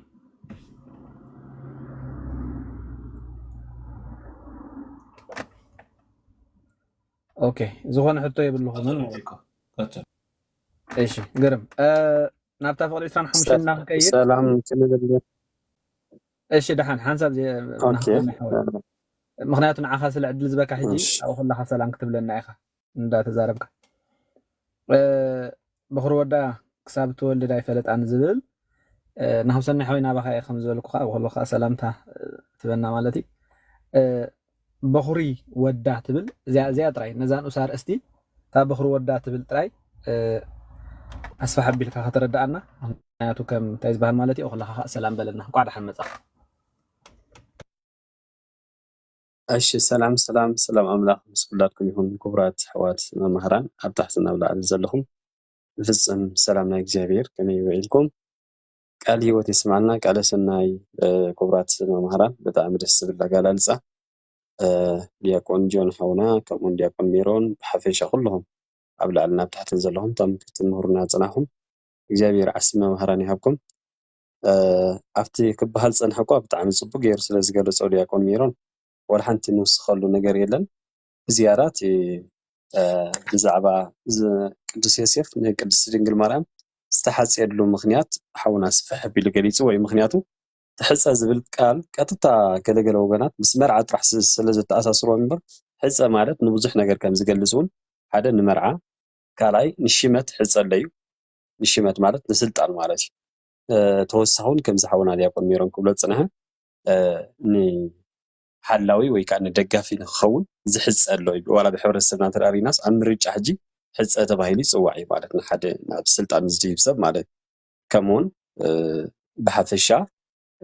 ሃዋርያ ቅዱስ ጳውሎስ እውን ከም ሓንቲ ድንግል ንክርስቶስ ይሕፅየኩም ኣለኹ ኢሉ ኣብ ካልኣይ ቆሮንጦስ ምዕራፍ 11 ዘሎ ማለት እዚ ማለት እንታይ ማለት እዩ ምስ ክርስቶስ ስለዝተሓፀና ምስ ክርስቶስ ተመሪዒና ክንበሃል ከለና መንፈሳዊ መርዓ ወይ ከዓ መንፈሳዊ ስታይ ምዃኑ እዩ ዘረድአና ማለት ዝያዳ ፅቡቅ ገይሩ ስለ ዝገልፆ ቃል ሂወት የስምዐልና ናፍታ ናተይ ዝተዋሃበትና ዕድል ክሓልፍ ማለት እዩ ዝያዳ ኣሕዋትና መወዳእታ ፅቡቅ ገይሮም ኣብ በኽሪ ትብል ቃል በኽሪ ማለት ብመሰረት መፅሓፍ ቅዱስ እንታይ ማለት ተላይና በኽሪ ማለት ቀዳማይ ክፋቲ ማህፀን ማለት እዩ ናይ ኣዲኡ ናይ መጀመርታ ክፋቲ ማህፀን ማለት እዩ ብድሕሪኡ ክህልዎ ይኽእል ዘይክህልዎ ይኽእል በኽሪ ዝብል ቃል ግና ሕፅር ዝበለ ቀዳማይ ክፋቲ ማህፀን ማለት እዩ እዚ ከዓ ኣብ ኦሪት ዘፀአት ምዕራፍ 13 ፍቅዲ 1 እንተዳሪና እግዚኣብሔር ኣምላኽ ንደቂ እስራኤል ብሊቀ ነቢያት ሙሴ ኣብ ዝኣዘዞም عبدك إسرائيل ما هتسن عديو زخفت كل سب كون إنسان ناتيو كل بخور خان عيخون ندابله جابير أملاخ إسرائيلاويان كابتي بخوري زتو وتوت ويكاب بخوري نا إنساتاتهم هفتي زخون بحبشة نابا يمس أويلي إززون كم زنبرة أبوري زسات معرف أسر سدسة فور حدا أبوري زسات أسر تغطى فور عسران تشعة نرهو مالت سلازي بخور مالت قدما يمحسن عديو زخفت مالت امبر نخلو تخاتاتاله وي بدحري وزولد الله مالت قنا يكونن بحفشة كل ويخل زي كل ويخل بخور زبل قال قنا قطتا خفات محصن مالت سلازي بخور ودا سلازتبهاله بزيكا ኢየሱስ ካልእ ወሊድ ኣያ ዝብል ተረአ اليوم እዚ ጌጋ ተሓሳስብ ኣይ ማለት ምክንያቱ በህሪ ተኸታታሊ ክህልዎ ይኽእል ዘይክህልዎ ይኽእል ብሓፈሻ ከፋቲ ማህፀን ማለት በህሩ ማለት ስለዚ ኣብ ኢየሱስ ክርስቶስ ግና በህሩ ወዱን እግዚአብሔር ስለዝተባሃለ ናምነት እግዚአብሔር ኣብሲ በህሩ ወዲ መን ኢየሱስ ክርስቶስ ካልእ ወዲ ኣለዎ ማለት ዲን እግዚአብሔር ኣቦ ተዳይልና ግን ኣይኮነን እንታይ ዳ በቃ ናይ መጀመርታ ኩሉ ግዜ ጥንቱ መሰረቱ ልደቱ ማለት ቀዳማይ ልደቱ ካብ ኣብ እናተወልደ ዘለዓለም ስለዝነብር በዚ በኽሩ ወዲ ይባሃል ማለት ስለዚ ታ በኽሩ ወዳ ትብል ሕፅር ገብላ ታ በኽሩ ወዳ ትብል ተኻታታሊ ክልዋ ይኽእል ዘይክልዋ ይኽእል በኽሩ ትብል ቃል ግና ከፋቲ ማህፀን ናይ መጀመርታ ማለት ዘስምዕ ማለት ነቲ በኽሩ ወዱ ይብላ መጽሓፍ ቅዱስ እውን ዕብራውያን ምዕራፍ 1 ቁጥር 6 ነቲ በኽሩ ወዱ ናብ ዓለም ክልእኸ ከሎ ኩላቶም መላእኽቲ ኣምላኽ ይሰግድሉ መላእኽቲ ኣምላኽ ይሰግድሉ ንመን ንኢየሱስ ክርስቶስ ኢየሱስ ክርስቶስ በኽሩ ናይ መን ተባሂሉ ዝተባሃለ ናይ እግዚአብሔር ኣቦ በኽሩ ስለዝተባሃለ ግን ካልእ ውላድ ተወሰኽ ኣለዎ ማለት እዩ ከምኡ ዝስምዕ ኣይኮነን ምናልባሽ ከምቶም ካልኦት ኣሕዋት ርዲት ሒዞሞ ዘለዉ በኽሩ ወዳ ክሳብ ተወልዳ ይፈልጣ ስለዝተባሃለ ካልእ ተኸታታሊ ውላድ ኣለዋ ወይ ድሕሪ ክርስቶስ ወሊዳ እየ ዝብል ኣተሓሳስባ ምናልባሽ ኣሕዋትና እውን ክትንክፋ ስለዝኾኑ ተኣርሲ እታ በኽሩ ትብል ግን ሕፅር ዝበለ ብመጽሓፍ ቅዱስ መሰረት ከፋቲ ማህፀን ማለት ናይ መጀመርታ ከፋቲ ማህፀን ዝብል ዘስምዕ እምበር ግድና ኣለዎ ብድሕሪ ተኸታታሊ ማለት ኣይኮነን ማለት እዩ ብሕፅር ዝበለ ነዚኣ ትመስል ናተይ ሓሳብ ዝያዳ ንሕዋትካ ዕድልክዎም ዝተረፈ ዝጎደለ ትጓን ቅዱሳን መላእክቲ ይተኣረመለ ቃል ህይወት የስማዕና አሜን አሜን ናሁ ሰናይ ሓዊ መምህርና እግዚአብሔር ቃል ህይወት የስማዓልና ጸጋ ልዕሊ ጸጋ ይዓድልካ ሓቂ ገላፂ ዝኾነ ሓሳብ ኢኻ ተዛሪብካ ደስ ዝብል ቃል እዩ ኣብዛ ሓንቲ ወስክ ብለኩም ቅዱስ ጅሮም ዝተባሃሉ ኣቦ ናይ ቤተክርስትያን እንታይ ኢሎም ነፍሲ ወከፍ ትእንኮ ውላድ በኹሪ እዩ ነፍሲ ወከፍ ትእንኮ ውላድ በኹሪ እዩ ግን ነፍሲ ወከፍ በኹሪ እትእንኮ ውላድ ኣይኮነን ሓሳብ ተረዲኣትኩም ዶ ነፍሲ ወከፍ ትእንኮ ውላድ በኹሪ እዩ ግን ነፍሲ ወከፍ በኹሪ እትእንኮ ውላድ ኣይኮነን ስለዚ ጎይታና ኢየሱስ ክርስቶስ ንድንግል ማርያም ንሱ እቲ በኹሪ ወዳ እዩ ንስኻ እትእንኮ ወዳ እዩ ኢላ ቅድስት ቤተክርስትያን ተኣምን ማለት እዩ ትእንኮ ንሱ እዩ ትበኽሩ ንሱ እዩ እንታይ ዝበሃል የብሉን ማለት ስለዚ ብጣዕሚ ፅብቕቲ ጌርካ ገሊፅካያ ቃል ህይወት የስማዓልና ሓፈሻዊ ሓደ ካብቲ ንዮሴፍ ዝተሓፅየትሉ ዓንተ ወይ እውን ዲያቆን ክብሎ ፀንሐ ናብ እቲ መዓልቲ ኣኺሉ እቲ ናይ በኹሪ ዘበለ ንዓይ ቀድሶ ከም ዝበሎ እግዚኣብሔር ኣብ ኦሪት ዘፍጥረት ንዕኡ ንክፍፅም ዮሴፍ እውን ብቀዲና ቅድስቲ ድንግል ማርያም ጸሎቶምን በረኸቶምን ስኩላትና ይኹን ናብ ክስታይ ናብ ቁፅር ሒዝዎ ከም ዝኸደ ዘረዳእና ማለት እዩ ስለዚ እታ በኹሪ ትብል ስነ ሓሳብ በዚኣ ከተኣኽላ እያ ናይ መጨረሻ ሓሳብና ኣብታ ናይ መጠቃለሊ ናይ ምዕራፍ ሓደ ስለ ዘለና ሕጂ እታ በኹሪ ትብል ሓሳብ ርኢና ኣለና ዲያቆን ጀናባ ኸ ሚት ክፈቶ ኢኻ እታ በኹሪ ትብል ሓሳብ ርኢና ኣለና ንስኻ ከም ዘለዋ ኮይና ሕጂ ንስኻ ከመይ ትቕፅል ዘላ ክሳብ ትወልድ ኣይፈለጣን በኹሪ ወዳ ሕጂ እታ በኹሪ ክንሪኣ ፀኒሕና ኢና ንምንታይ ሕጂ ከፋፊለይ ዘለኹ መስለኩም ንፁር ምታን ክኾነልና እየ ትርእስቲ ንፁር ምታን ክኸውን እታ በኹሪ ክንሪኣ ፀኒሕና ኢና ክሳብ ትወልድ ኣይፈለጣን ዝብል ንኡስ ኣርእስቲ ሂብካ ነታ ሓሳብ ክትገልፀልና ዲያቆን ሚት ክፈቶ ዲያቆን ጆን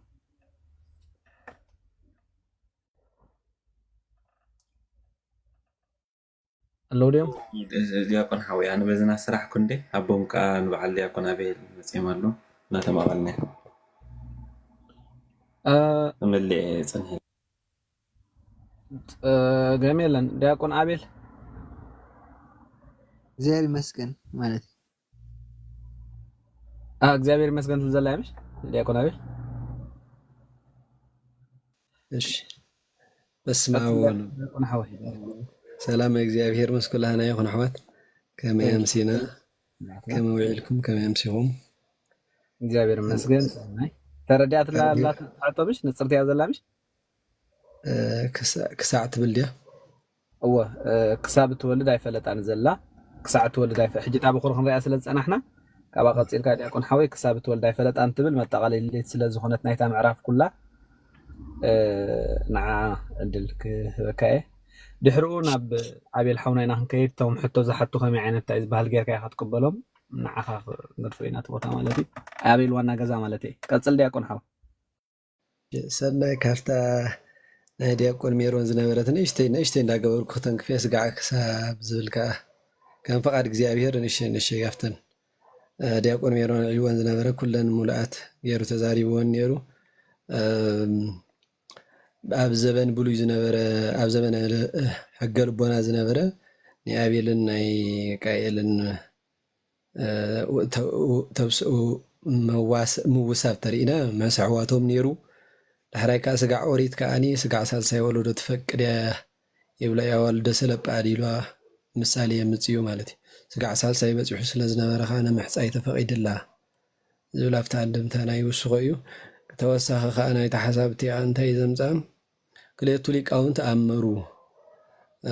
ፈቃደ ዮሴፍ ኢሉ ወሰለስቱ ሊቃውንት ተኣመሩ ፈቃደ ስላሴ ኢሉ ኣብታ መወዳእታ የምፃይ ክልኤቱ ሊቃውንት ዝበሎም ያዕቆብ ዘብርሃና ሳዊሮስ ዘእሱናይን ናይ ዮሴፍ ፍቃድ ናይ ዮሴፍ ድልየት ተናገሩ ምክንያቱ ዮሴፍ እንታይ መሲልዎ ነይሩ ኢሉ ድመርዓዋ መሲልዎ ነይሩ ናይ ብሓቂ ኢሎም ተዛሪቦም ኢሉ ሰለስቱ ሊቃውንት ፍቃደ ስላሴ ኣመሩ ዝበሎም ከዓ ቅዱስ አትናቴዎስና ዮሐንስ አፈወርቅ እና ጎርጎርዮስ እዚኦም ሰለስቲኦም ከዓኒ ናይ መን ፍቃድ ናይ ስላሴ ፍቃድ ተናገሩ ንጹህኑ ሪኦም ንዮሴፍ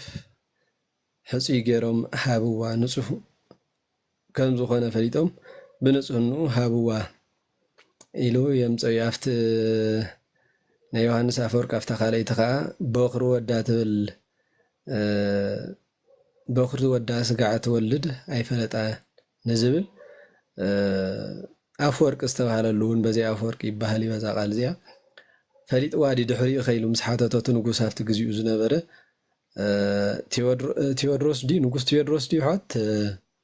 ኣብኡ ዝነበረ መን እዩ ዝበሃል ነይሩ እቲ ንጉስ ዮሐንስ አፈወርቅ ኣብ ዝነበረሉ ግዜ ቴዎዶሲዮስ እስኻ ክትመፅእ ከለኻ ዝጠፍአኒ ሕቶ እስኻ ትከይድ ከለኻ ዝመፃኒ ሕቶ ዝዝከረኒ ሕቶ ኣሎ እዩ እንዳበለ ሓደ መዓልቲ እንታይ ኢላ ሕቶ ስጋዕ በኽሪ ወዳ ትፈልጥሲ ትወልድሲ ኣይፈለጣኒ ይብል እሙኒ ድሕሪኡ ከፈሊጥዋ ድዩ ኢሉ ምስ ሓተቶ እወ ፈሊጥዋ ኢሉ ይድምልሰሉ ሕጂ እዚ ደደንግፅ ነገር ይመስል መጀመርታ ወፈሊጥዋ መጀመርታ ኣምላኽ ወዲዳ ስለ ዝነበረት ኣምላኽ ፀኒሳ ስለ ዝነበረት ይቅርታ ኣምላኽ ፀኒሳ ስለ ዝነበረት ብዝተፈላለየ ሕብሪ ይለዋወጦ ነይሩ ምእረ ሓመልሚል ይብላይ ሓንሳ ሓመልሚል ዝመስል ሕብሪ ይረአዮ ዳሕራይ ከዓ ብሩህ ኮይና ትረአዮ ነይራ በዚ ዳሕራይ ግን ምስ ወለደት ግን ጽዱቕ መልክዕ ርእዩ ማለት እዩ ዳሕራይ ወላዲት ኣምላኽ ምዃና እውን ተረዲኡ በቲ ዝረአዮ ድሕሪዩስ ካብቲ ዝጠራጠሮ ዝነበረ እውን ፈሊጥዋ እንዳበለ የምፅኦ ብግብረ ስጋ ደይኮነ ፈሊጥዋስ እቲ ወላዲት ኣምላኽ ከም ዝኾነ ፈሊጥዋ እንዳበለ ዮሐንስ አፈወርቅ በዚ ብሓቂ አፈወርቅ ተባሂሉ ይፅዋዕ እዩ ካብታ ካልአይቲ አፈወርቅ ተባሂሉ ዝፅዋዕለን ካብ ታሪክ ናይ ቤተክርስትያንና ማለት እዩ እስከ ትብል ከዓ ሽዑ ናፍታ ዝተዋሃበት እንተመፅአ ከዓኒ ክሳዕ ዝብል ከዓኒ እንታይ እዩ ብግእዝ እስከ ዝብል ተኮይኑ እንታይ ያለዎ እዩ መፈፀምታ ዘለዎ ክሳዕ ኣሎ እዩ መፈፀምታ ዘይብሉ ክሳዕ እውን ኣሎ እዩ ንምሳሌ ምዚኣ ኩሉ ግዜ ናይ ሜሊኮል ትመፅያ ናይ ሜሊኮል የወለደት ሜሊኮል እስከ ኣመ ሞተት ይብላይ ክሳዕ ትመውት ሜሊኮል ሲ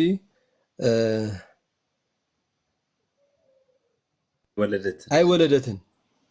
ኢልዋ ክሳዕ ድሕሪ ምስ ሞተት ከወሊዳ ድያ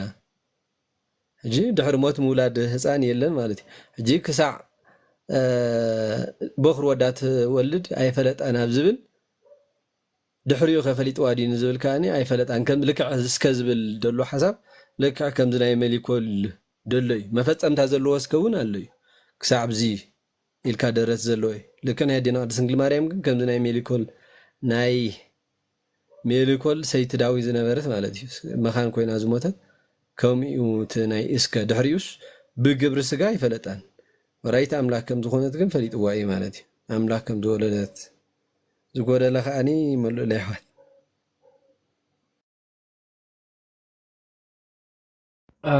ቃለ ሕይወት ይስማዓልና ዲያቆን ሓወይ ቃለ ሕይወት ይስማዓልና ዋዕድ ሓን ምፅኻ ብዙሕ ካብ በረኸት ስለ ዘካፈልካልና ክብርን ምስጋናና ኣምላኽና ይኹን ኣብ ሓዲሩ ስለ ዝመሃረና ፅቡቕ ሓፈሻዊ ናይ መወዳእታ ሓሳብና ስለ ዝኾነ ነፍሲ ወከፍ ኣብዚ ሓሳቡ ክህብ ግደን ይኸውን ሕፅር ሕፅር ኣቢልኩም ኣብዚ ትምልእዎ ነገር ተዳሃልዩ ንኩልኩም ዕድል ይበኩም ኣለኹ በቢብረ ሚትኩም ከፊትኩም ሓሳብ ሃቡ ሽዑ ዝኾነ ሕቶ ዘለዎ ሰብ ሶሪ ሽዑ ኣቢ ገዛ ባዕልካ ክታይ ትገብራ ሕቶ ናብዛ ሓሳብ ግን ገለ ትውስኽዎ ነገር ክህሉ ስለ ዝኽእል እሺ ዲያቆኔ ከንወስኽ ዳ ሓሳብ ፍቓድ እዩ እወ ፍቓድ እዩ ባዕልኩም ጣዕጣዕ ኣብልዎ ሓራይ እሺ ቃለ ሕይወት የስማዓልና ዲያቆን ኣቤል ሓውና ቃለ ሕይወት የስማዓልና ኩላትኩም ዝመሃርኩም ምና መምሃራን እግዚኣብሔር ኣምላኽ ናይ ህይወት ቃል የስማዓልና ምናልባት ኣብ ማቴዎስ ወንጌል ምዕራፍ 1 ቁፅሪ 24 ክሳብ 25 ኢና ዘለና ማለት እዩ ናይ መወዳእታ ናይታ ምዕራፍ ክፍሊ ማለት እዩ እያእመራ ዮሴፍ እስከ ወለደት ወልደ ዘቦክራ ዝብል ማለት እዩ በኽሪ ወዳ ክሳዕ ትፈልጥ በኽሪ ወዳ ክሳዕ ትወልድ ዮሴፍ ኣይፈለጠን ዝብል ሓሳብ ብናይ ኣቦታት ትምህርቲ ብኸመይ ተተርጊሙ ወይ ከዓ ብኸመይ ዝርአ ዝብል ሓሳብ እዩ ማለት እዩ ኩለን ከም ፍቓድ ኣምላኽ ነጊሮምና ማለት እዩ ምናልባት ኣሕዋቱ ትብላ ተሪፋ ዘላ እምበር በኽሪ ዝብል ክሳዕ ዝብል ኣይፈለጣን ዝብል ንባዕሉ ካብ ናይ ቅዱስ ዮሃንስ ኣፈወርቅ ትርጓሜ ኣምፂ ነጊርና ማለት እዩ ቃል በቃሉ ዘሎ ትርጉም በኽሪ ወዳ ክሳዕ ትወልድ ኣይፈለጣን ዝብል እሱ ሰበይቲ ምዃና እሳ ከዓ ሰብኣይ ምዃኑ እንታይ ገበረትን ኣይፈለጠቶን ኢሎም ቃል በቃል ተርጊሞሙ ግን ከም በዓል ቅዱስ ዮሃንስ ኣፈወርቅ ከዓ ብምስጢር ዝተርጎሞ ኣሎ በተለይ ምስቲ ንጉስ ተኣሳሲሩ ዝሓተተሎ ማለት እዩ እንዲያ እንታይ ዝብል ቅዱስ ዮሃንስ ኣፈወርቅ ይትዌለጥ ህብረ ገጻ ለድንግል በእንተ ዝሃሎ ኣምላክ ውስተ ከርሳ ይብል ማለት እዩ ኣብ ማህፀና ኣምላኽ ስለ ዝነበረ ናይ ድንግል ማርያም ገጻ እንታይ ክኸውን ነይሩ ይቀያየር ነበረ ማለት እዩ ወብኣመ ተሃመለምል ሓደ ሓደ ግዜ ሓመልማል ዝኾነ ሕብሪ ይረኣያ ነይሩ ወቦ ኣመታ ቀይሃ ይህብላ ሓደ ሓደ ግዜ ከዓ ቀይሕ ትኾነሉ ወቦ እንዳበለ ሓደ ሓደ ግዜ ፅገር ኢላ ትኾነሉ ሓደ ሓደ ግዜ ከዓ ብጫ ትኾነሉ ሓደ ሓደ ግዜ ቀይሕ ትኾነሉ እና ገጻ ይለዋወጦ ነይሩ ማለት እዩ ስለዚ ገጻ ክለዋወጦ ከሎ ማርያም እንዳበለ ይፅዋዕ ነይሩ ማለት እዩ ሽዑ ኣምላኽ ምስ ወለደት ግን ብሓደ መልክዕ ሪዋ ማለት እዩ ምክንያቱ ንምንታይ ገጻ ዝለዋወጥ ነይሩ እንድሕር ኢልና ኮይና ብዙሕ ሕብረ ትንቢት ብዙሕ ሕብረ ኣምሳል ብዙሕ ምሳሌ ብዙሕ ትንቢት ዝተነገረሉ ብዙሕ ምሳሌ ዝተነገረሉ ብዙሕ ነገር ዝተነገረሉ ኣምላኽ ኣብ ውሽጣ ስለ ዝነበረ ገጻ ይቀያየር ናይ ድንግል ማርያም ማለት ስለዚ ብሓደ መልክዕ ወይ ከዓ ብሓደ ገጽ ኣይፈለጣ ነይሩ ኣምላኽ ምስ ወለደት ግን ብሓደ ገጽ ብወላዲተ ኣምላኽ ምዃና እንታይ ገይሩ ፈሊጡ ማለት እዩ እንዲያ እንታይ ዝብሉ ትርጓሜ እንድሕር ኢልና ኮይና ክሳዕ ቤተልሔም እንታይ ግልፂ ነበረ ማለት እዩ ቤተልሔም ነገራት ወይ ከዓ ተኣምራት ሪኡ ክሳዕ ዝኣምን ማለት እዩ መላእኽቲ ክሳዕ ወሪዶም ዘመስግንዎ ሰብኣ ሰገል መፅኦም ዕጣን ወርቂ ኸርበ ክሳዕ ዝህብሉ ናይ ቤተልሔም ቦታ ብብርሃን ክሳዕ ዝምላእ ንሳ ወላዲተ ኣምላኽ ምዃና ንስኻ ኣምላኽ ወዲ ኣምላኽ ምዃኑ እንታይ ገበረ ነይሩ ኣይፈለጠን ነይሩ ኣምላኽ ምስ ወለደት ግን ፈለጣ ዝብል ዘሎ እንታይ ወላዲተ ኣምላኽ ምዃና ፈሊጥዋ እዩ ፈሊጥዋ ማለት ወላዲተ ኣምላኽ ምዃና ፈሊጥዋ እምበር ብግብረ ስጋ ከም ዘይፈለጣ ክንርዳእ ንኽእል ማለት እዩ እና ብምንታይ መሲሎ ቅዱስ ዮሃንስ ኣፈወርቅ ብርለ ማለት እዩ ብርለ ወይ ከዓ ናይ ክሳይ ሪኢኹም ትኾንኩም ናይ ሜስ መትሓዚ ጥርሙስ ፃዕዳ ሓቂ ፃዕዳ ጥርሙስ እዩ እንድሕር ዳ ስዋ እቲኹምሉ ፀሊም ሕብሪ ይህልዎ ሜስ እቲኹምሉ ብጫ ሕብሪ ይህልዎ ማለት እዩ ማይ ተጌርኩምሉ ፃዕዳ ሕብሪ ይህልዎ ልክዕ ዘእተናሉ ሕብሪ ዝሕዝ ማለት እዩ ዘእተናሉ ፃዕዳ ተእቲናሉ ፃዕዳ ብጫ ተእቲናሉ ብጫ ቀይሕ ተእቲናሉ ቀይሕ ፀሊም ሕብሪ ተጌርናሉ ፀሊም ሕብሪ ዝኸውን ማለት እዩ ናይ ብርለ ጥርሙዝ ማለት እዩ ድንግል ማርያም ካኹም ማለት ብዙሕ ትንቢት ብዙሕ ምሳሌ ዝተነገረሉ ኣምላኽ ኣብ ውሽጣ ስለ ዝነበረ ገጻ ይለዋወጥ ነይሩ ኣምላኽ ምስ ወለደት ግን ብሓደ ገጽ ብሓደ መልክዕ ፈሊጥዋ ስለዚ በኽሪ ወዳ ክሳዕ ትወልድ ኣይፈለጣን ዝብል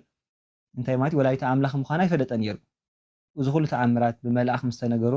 ናይ ቤተልሔም ተኣምራት ምስ ረኣየ ግን ንሳ ወላዲተ ኣምላኽ ንስኻ ኣምላኽ ወዳ ኣምላኽ ምዃኑ ፈሊጥዋ ዝብል ሓሳብ ኣለዎ ማለት እዩ ስለዚ ብከምኡ ክንሕዞ ንኽእልና ካልኣይቲ ከዓ ብኹር ዝብል ተርጊሞም እዮም ዓንቲ ወይ ማህፀና ድዩ ዝኸፍት ኩሉ ብኹር ተባሂሉ ከም ዝተገልፀ ዲያቆን ሳሚ ከዓ እንታይ ኢልና ሓደ ዘበለ ኩሉ ሓደ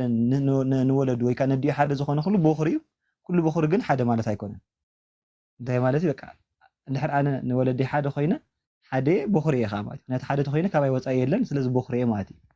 ግን ኩሉ ብኹር ግን ሓደ ማለት ኣይኮነን ምክንያቱ 10 ኣሕዋት ዘለዎት ናይ መጀመርያ ብኹር ስለ ዝኾነ ማለት እዩ ክርስቶስ ግን ሓደ እዩ ብኹር እዩ ከዓ ነዲኡ ማለት እዩ ሓደን ብኹርን እዩ ስለዚ ክርስቶስ ጥራሕ ሓደን ብኹርን ተባሂሉ ዝንገረሉ ተባሂሉ ብሰፊሑ ስለ ዝተገለፀልና ናብኡ ኣይመልሰኩምኒ ግን ካብኡ ዝዘልል ምስጢር ኣለዎ ክርስቶስ ብኹር ክበሃል ከሎ ግን ካብ ኣዲኡ ናይ መጀመርያ ዝተወልደ ማለት ጥራሕ ኣይኮነን ክርስቶስ ንኩሉ ነገር ብኹር እዩ ከምቲ ሓዋርያ ቅዱስ ጳውሎስ ዝበሎ ናብቲ ናይ እምነትና ጀማርን ደምዳም ዝኾነ ኢየሱስ ክርስቶስ ንጠምት ክብል ከሎ ናይ ኩሉ ነገርና ክርስቶስ ብኹር እዩ እሱ መሰረትና ንሕርዳ ኮይኑ ኩሉ ነገርና ብኹር እዩ ንምንታይ ንሕርዳ ኢልና ኮይና ንናትና ልደት ወይ ከዓ ልደትና መጀመርያ ብኹር ክርስቶስ እዩ ንሞትና ብኹሪ ክርስቶስ እዩ ንትንሳኤና ብኹሪ ክርስቶስ እዩ ንትንሳኤና ብኹር ክርስቶስ እዩ ንዕርገትና ንባዕሉ ብኹሪ ክርስቶስ እዩ ማለት እንኳን ንዓና ንድንግል ማርያም ንባዕሉ ብኹራ እዩ ማለት ከመይ ንሕርዳ ኢልና ኮይና ክርስቶስ ንናትና ልደት ብኹር እዩ ብከመይ ንብል ንሕርዳ ኢልና ኮይና ለምሳሌ ቅድሚ ዓለም ማለት እዩ ካብ እግዚኣብሔር ኣብ ዝተወልዶ እንታይ እዩ ብዘይ ኣቦይ ሓቀይ ቅድሚ ዓለም ካብ ኣቦ ብዘይ ኣደ ካብ ኣብ ጥራሕ ልደቱ ማለት እዩ እኒኦም ቅዱስ ያሬድ እንታይ ዝብል ኢየሱስ እመ በዲበ ሰማያት ወአበ በዲበ ምድሪ ማለት ስለዚ ናይ ክርስቶስ ልደት ብሰማያት ኣደ ኣለዎ ኢልኩም ኣብ ሰማይ ከይድኩም እንታይ ትገብርሉ ኣደ ኣይትድለይሉ ናብ መሬት ተወሊድኩም ከዓኒ ኣቦ ኣለዎ ኢልኩም ኣቦ ይትድለይሉ ምክንያቱ ንሰማያዊ ልደቱ ኣቦ እምበር ኣደ የብሉን ንምድራዊ ልደቱ ከዓኒ ኣደ እምበር ኣቦ የብሉ ማለት ስለዚ ናይ ክርስቶስ ልደት ፍሉይ ልደት እዩ ማለት እዩ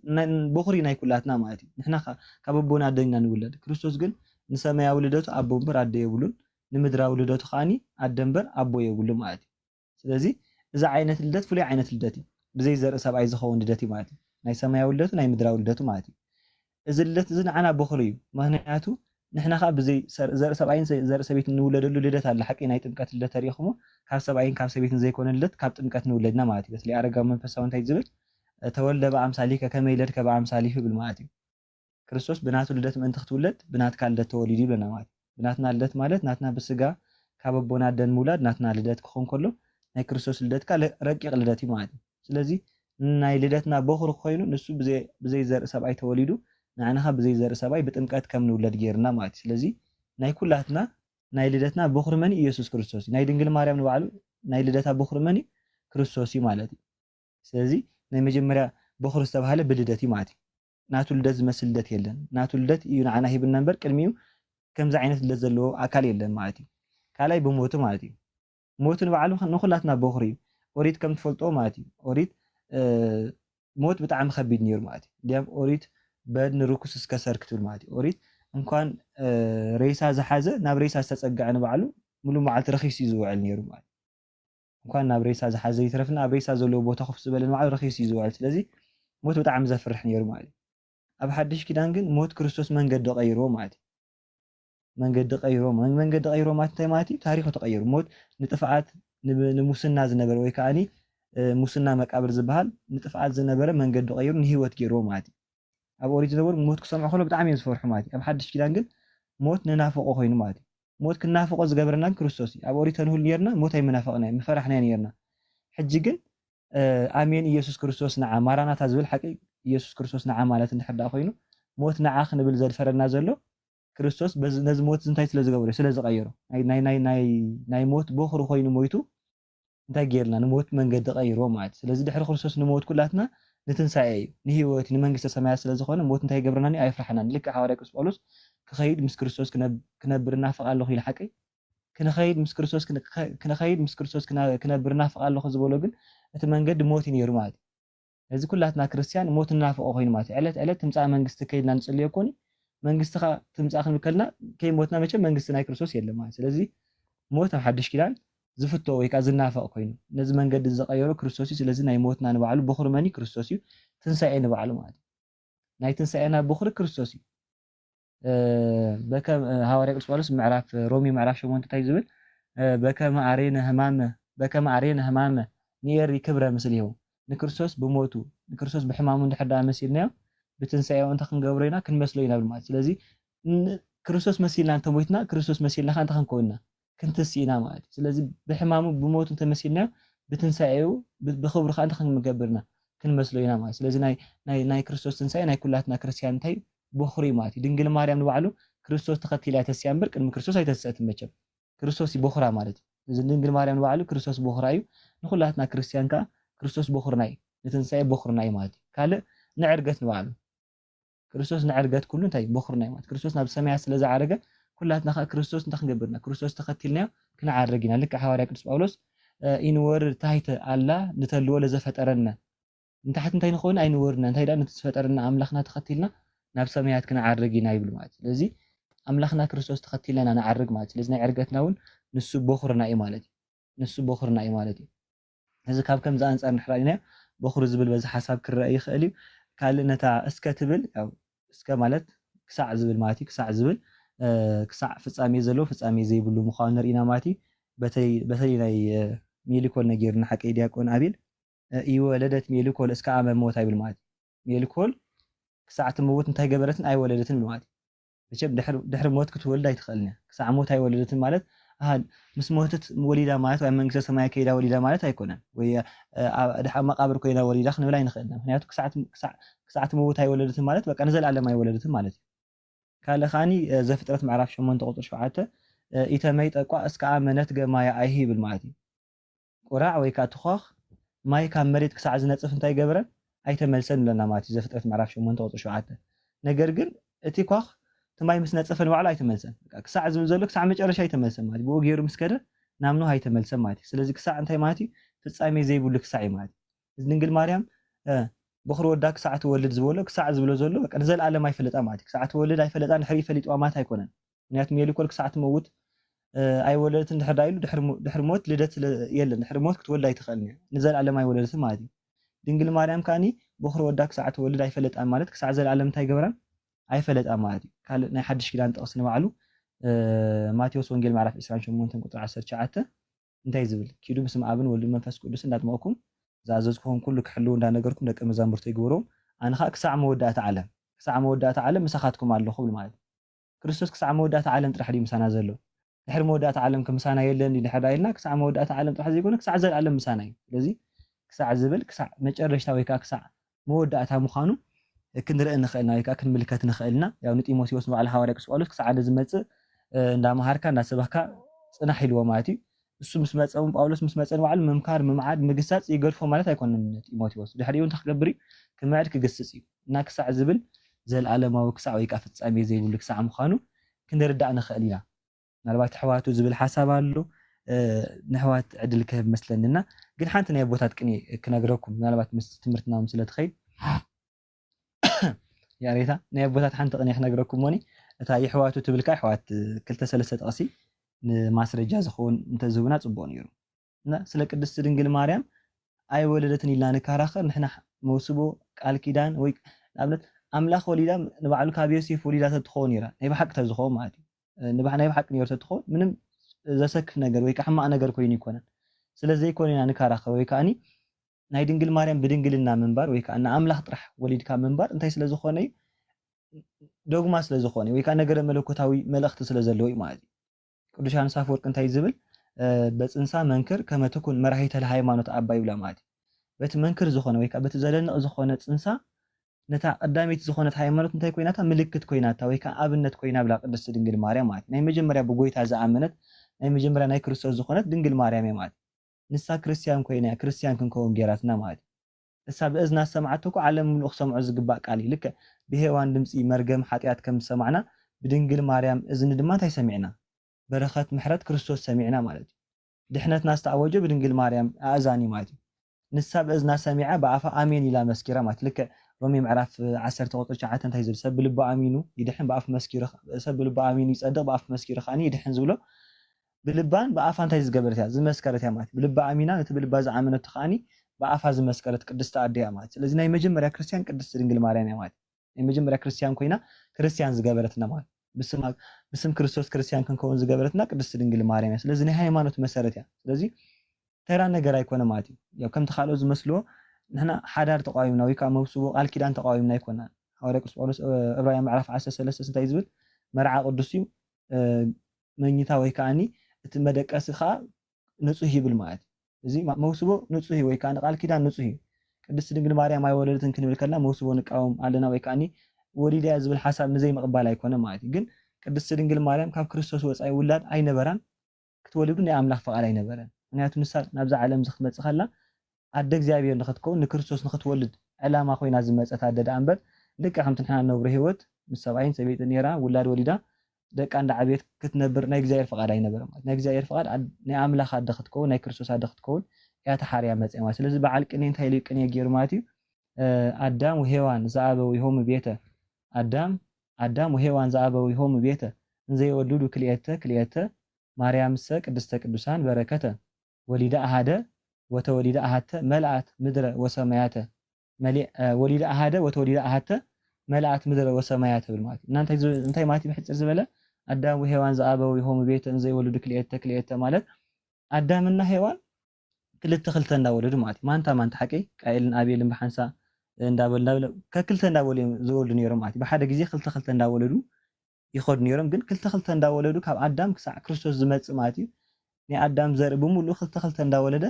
ዓለም በሙሉ እንታይ ክገብር ኣይከኣለን ክመልእ ኣይከኣለን ወይ ክመልእ ኣይከኣለን ማለት እዩ ሽዑ እንታይ ዝብል ማርያምሰ ቅድስተ ቅዱሳን በረከተ ወሊዳ ኣሃደ ወተወሊዳ ኣሃተ መልአት ምድረ ወሰማያተ ማርያም ግን ይብል ማለት እዩ ኣዳምና ሔዋን ክልተ እንዳወለዱ መሬት ክመልኡ ኣይከኣሉ ማለት እዩ ብዙሕ ተባዙሕ መሬት ምልዋ ተባሂሎም ክመልኡ ኣይከኣሉ ማርያም ግን ሓንቲ ኮይና ተወሊዳ ሓደ ክርስቶስ ወሊዳ ዓለም በሙሉ መሊኣቶ ማለት እዩ ምክንያቱ ብሰማይን ብምድርን ዝመልአ ኣምላኽ እንታይ ገይራ ወሊዳ ብሰማይን ብምድርን ዝመልአ ኣምላኽ ወሊዳ ንዓለም በሙሉ ተገይራቶ መሊኣቶ ማለት እዩ እዚ ከም ናቶም ክልተ ውላድ ኣየድልያን ማለት ሓደ ክርስቶስ ክንድኹሉ እዩ ማለት ሓደ ክርስቶስ ክንድኹሉ ስለ ዝወለደ ዓለም በሙሉ መሊኣቶ ማለት እዩ ስለዚ ቅድስት ድንግል ማርያም ካብ ክርስቶስ ካልእ ውላድ ክህልዋ እንድሕር ኮይኑ ንምንታይ ዕላማ መቸም ሓንቲ ደኮ ውላድ ወሊዳ ካልእ ውላድ ትደግም እንታይ ትኮይኑ ለምሳሌ ወዲ እንድሕር ወሊዳ ካልኣይ ግዜ ክትወልድ ትደሊ ጓል ምእንቲ ክትወልድ ኢላ ጓል ተወሊዳ ከዓ ወዲ ንክትወልድ ኢላ ማለት ሓደ ተኮይኑ ክልተ ክትገብሩ ክልተ ተኮይኖም ሰለስተ ክኾኑላ እንዳበለት ስለዚ ኣኽልዋ እያ ማለት እዩ ቅድስት ድንግል ማርያም ግን ክንድኹሉ ዝኾኑ ክርስቶስ ወሊዳ እያ ማለት ሓደ ክርስቶስ ወሊዳ እኹል ኢና ዓበቀ መቸም ኣምላኽ ወሊዳ ድሕሪ ኣምላኽ እንታይ ክትምነ ካልእ ውላድ ክትምነ ኣይትኽእልን እያ ማለት ስለዚ ሓደ ውላዳ ሓደ እንኮይ ንዓ ወይ ከዓ ሓደ ንብሎ ካብዛ ኣንጻር ወይ ከዓ መለኮታዊ ዝኾነ ምስጢር ኣለዎ ካልእ እሳ ድንግልን ኣደን እንዳተባሃለት ከንትነብር እሱ ኣምላኽን ሰብ እንዳተባሃለ ክነብር እዚ ናይ ኣምላኽ ፈቃዲ ማለት እሱ ኣምላኽን ሰብን ክኸውን ምልክቱ ንመን ገይሩና መጀመርያ ንዓ ኣደን ኣምላኽን ክትገይሩ ኣደን ድንግልን ክትከውን ገይሩ ይቕሬታ ኣደን ድንግልን ገይሩ ንዓ ምልክት ገይሩ ንሱ ከዓ እንታይ ኮይኑ ኣምላኽን ሰብን ኮይኑ ማለት እሱ ኣምላኽን ሰብን ዝኾነ ምልክት ናይ ድንግል ማርያም ምሳሌ ስለዝሃበና እዩ ማለት ምክንያቱ ንሳ ንኣምላኽ ወሊዳ ድንግልን ኣደን ተባሂላ እሱ ከዓኒ ካብ ድንግል ማርያም ተወሊዱ ኣምላኽን ሰብን ተባሂሉ ማለት ስለዚ ነዚ ምሳሌ እዚ ወይ ከዓ ነዚ ምስጢር እዚ ብውሽጡ ዝሓዘ ስለዝኾነ ናይ ድንግል ማርያም ነገር ዶግማ እዩ ናይ ድንግል ማርያም ነገር ኣብ ቤተክርስትያን ካብቲ ሓደ ዶግማ ብፍጡር ደረጃ ብዶግማ ዝኣትወት ቅድስት ድንግል ማርያም ጥራይሓ ማለት እዩ ናይ ኤፌሶን ጉባኤ 431 ቴዎቶኮስ ወይ ከዓ ወላዲተ ኣምላኽ ዝብል ብዶግማ ደረጃ ቤተክርስትያን ናይ ድንግል ማርያም ትምህርቲ ማለት እዩ ስለዚ ካብዛ አንጻር ክንሪኦ ይግባአና እንጂ ተራ ነገር ወሊዳ ይወለደትን ዝብል ናይ ቃላት ክሳይ ንምእታዊ ኢልና ኣይኮነን ግን ኣብ ዝኾነ ነገር መለኮታዊ ምስጢር ብውሽጡ ዝሓዘ ስለዝኾነ በቀሊል ንሪኦ ጉዳይ ኣይኮነ ማለት ናይ ድንግል ማርያም ጉዳይ ተራ ነገር ወይ ከዓ ንሸለል ኢልና ንሓልፎ ጉዳይ ዘይኮነ ናይ ዶግማና ኣካል ስለዝኾነ ትኹረት ሂብና ንነገረሉ እንጂ ምውላድን ዘይምውላድን ምውላድ ሓጢኣት ኮይኑ ዘይምውላድ ፅድቂ ኮይኑ ኢልና ኣይኮንና ማለት ካብ ዝንፃር ደይኮነ ካብ ናይ ቅድስት ድንግል ማርያም ኣብ ነገረ መለኮት ወይ ከዓ ትምህርተ መለኮት ዘለዋ ቦታ ዝገልጽ ስለዝኾነ ምናልባት ዘረባ ብዙሕ ኣሕዋት ይቕሬታ ግብርለይ ዘረባ ዝብዝሕ ያው ጌጋ ስለዘይጠፍእ ዝተጋገኹ ኣሪምኩም ኣሕዋት እቲ ትምህርቲ ኣቕንዑለይ ወስብሃት ለእግዚአብሔር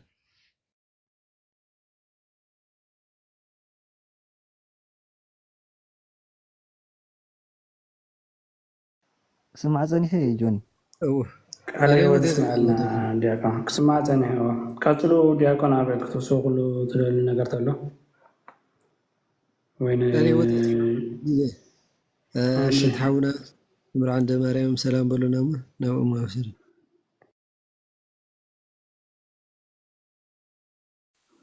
ቃለ ሕይወት ይስማዓልና ዲያቆን ሓውያነስ ይመሃር ኣለኹ ቃለ ሕይወት ይስማዓልና ከምቲ ዝበልካ መግለፂ ይብለና ይታ ሕዝለይ ምናልባት እንተዳ ኩልኩም ሓሳብ ሂብኩም ኮንኩም ሓውና ዮሴፍ ክንመፅእ ኣሎ መወዳእታ ለና ሓሳብ ከ ዮሴፍ ሓውና ዲያቆን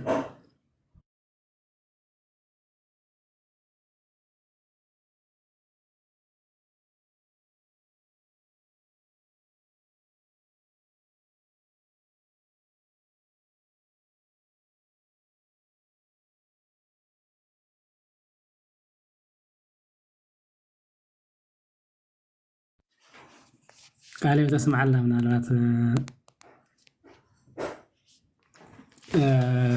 መንጎ ስታይ ከይገብር ኢለ ዲያቆናት ከለኹም ድሓን ግን ብዝኾነ ንእሽተይ ሓሳብ እቲ ዝተባሃለ ኩሉ ኣብ ልብና ይሕድሮ ግልፂ ዝኾነ ትምህርቲ እዩ ምናልባት እቲ ፀቂጡ ዝዝረበሉ ዘሎ እቲ ከተረዱና ትፍትኑ ዘለኹም ነቲ ካልኦት ኣሕዋትና ዝብልዎ ነዚ ኣብ ማቴዎስ ምዕራፍ 1 መወዳእታ ዘሎ መበገስ ገይሮም ወይ ሕፁያ ዝብልን ኣይፈለጣ ዝብልን ክልተ ቃላት ኣተሓሒዞም እሳ ብድሕሪ ተመሪዓ ሓዳር ነይርዋ እዩ ወይ ውሉዱን ነይሮም ማዮም ዝብል ሓሳባት ንምምላስ እንዲሁ እኹል መልሲ ንዘስተውዕል ምናልባት ጣም ቅሬታ ኣብ መፅሓፍ ቅዱስ ዘሎ ሓሳባት ኣብ ሓደ ክልተ ቃላት ተንጠልጢልና ካልእ ዘየለ ኣብ ታሪክ ኣብ ካልኦት መፅሓፍቲ እውን ዝጋጮ ሓሳባት ወይ ድማ ትምህርቲ ክንሕዝ ጉባኤ ኣይኮነን ኣብ እዞም ናይ ፕሮቴስታንት ኣሕዋትና ግን ብተደጋጋሚ ዝርአ ነገራት ኣብ ሓደ ክልተ ቃላት ተንጠልጢልካ ነቲ ቃላት ተጠቂምካ ድማ ኣንፃር እቲ ርቱዕ ዝኾነ ክርስትና ናይ ኦርቶዶክስ ኣንፃር መርገፂ መሓዚ ንኣብነት ለመነ ዝብል ቃል ሒዝካ ለማኒ ምባል ሎቱ ስብሃት እዚኣ እውን ሕፂት ዝብል ቃል ሒዝካ እቲ ኣባሃላ እንታይ ንምባል እዩ ትርጉሙ እንታይ እዩ ብኸመይ መልክዕ ተፃሒፉ ዘሎ ኩሉ ነገራት ታሪካውን እቲ መፅሓፍ ቅዱሳውን ሓሳብ ክንዲ ምርዳእ ድርቕ ዝበለ ኣንፃር ስታይ ይረአ እሞ ምናልባት ሰምዑ ተልዮም ግልፂ እቲ ቃል ሕጂ እዚ ሕጂ ምስ ምንታይ ክነተሓዞ ንኽእል ኢና ሓደ ጠቂስኩም ትኾን ኢኹም ናይ ኣዴና ናይ ቅድስቲ ድንግል ማርያም ብትንቢት መለክዒ ዝነበረ ብዛዕባ ብዙሕ ተደጋጋሚ ድንግል ማርያም ሲ ኣብቲ ናይ ድሕነትና ሰፊሕ ዝኾነ እጃም ስለ ዘለዋ እዚ ማለት ናይ ደቂ ሰባት ወገን ትትክእ ማለት እዩ ናይ እግዚኣብሔር ኣምላኽ ምድሓን ትትክእ ዘይኮነሲ ካብቲ ንጎይታ ነዚ ቃል እዚ ኣብ ማዕፀና ንክሓድር ዝኾነቶ ፈቃደኛ ብምዃና ኣብ ድሕነትና ሰፊሕ ባይታ ወይ ድማ ተራ ስለ ዘለዋ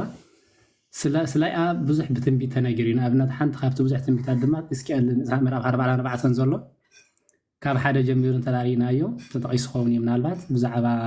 ኣዴና ቅድስቲ ድንግል ማርያም ዝተነግረ ትንቢት እዩ እሱ ድማ እንታይ ዝብል ድሕሪ እዚ ናብ መገዲ ታዳም ምብራቕ እተርኢ ወፃኢ ደገ መቕደስ መለሰኒ ይብል ዕፅውቲ ከዓ እያ እግዚኣብሔር ድማ በለኒ እዛ ደገ እዚኣ ዕፅውቲ እየ ትኹን ኣይትከፈት ሰብ እውን ኣይእተዋ እግዚኣብሔር ኣምላኽ እስራኤል ኣትዩላ እዩ እሞ ስለዚ ብዕፅውታት ንበር ይብል እዚ ሕጂ ስለ ድንግል ማርያም ዝተነግረ እዩ ምንም ዝኾነ ዓይነት ካብ ፍጥረታት ዝኾነ ዓይነት ምሳሌ ዝኾነ ዓይነት ተካእስታይ ከነምፃሉ ንኽእል ናብ ድንግል ማርያም ወፃኢ ማለት እዩ እግዚኣብሔር ኣምላኽ ዝኣተዎ እሞ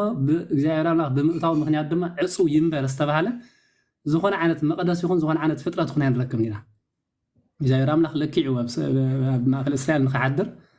መቅደስ ስርሕለ ኢልዎም እዩ እቲ ዝሰርሕሉ መቅደስ ግን ንሳቶም እግዚኣብሔር ኣምላኽ ብበረኸትን ብረድኤትን ተረኺብዎ እሳቶም ድማ ንክባረኹ ዳ እምበር ብዕፁው ንክነብር ኣይኮነን ናይ ሰሎሞን ቤት መቅደስ እግዚኣብሔር ኣምላኽ ብክብሩ ብበረኸት ብረድኤት ወሪድዎ እዩ ስለ ዝወረደ ግን ሰብኣይ እተዎ ኣይተባህለን ማለት እዩ እዚ ግን ብፍሉይ ናይ ድንግል ማርያም ብፍሉይ ኣካሉ እግዚኣብሔር ወልድ ስለ ዝኣተዋ ብዕፅውታ ድማ ተንበር ኢሉ ስለ ዘለዓለማዊ ድንግልና ኣስተነግረ ቃል እዩ ብዙሕ ከሒዘኩም ድሓንቲ ቃል ከይገብሮ ካልእ ተወሳኺ እንተዳታ ትንቢታዊ መሰረት እንተዳ ሒዝና ካብቲ ናይ ድንግል ማርያም ዝነበረ መደባን ዝነበረ ካብ ቃላት ተመስሪትና ድማ እንተዳ ተመልኪትና ሉቃስ ወንጌል ካብ 1 ፍቅዲ 34 ጀሚርና እንተዳዲናሲ እንታይ ዝብል ቅዱስ ገብርኤል መልአክ ክጠንሲኺ ወደኽ ትወሊኽ ምስ በላስ ብቐጥታ ድንግል ማርያም ኣብ ሕልና ዝነበረ ሓሳብ ክትምልስ እንኳላ እንታይ ትብል ማርያም ድማ ነቲ መልአክ እዚ ኸ ሰብኣይ ከይፈለጥኩስ ከመይ ኢሉ ክኸውን እያ ትብል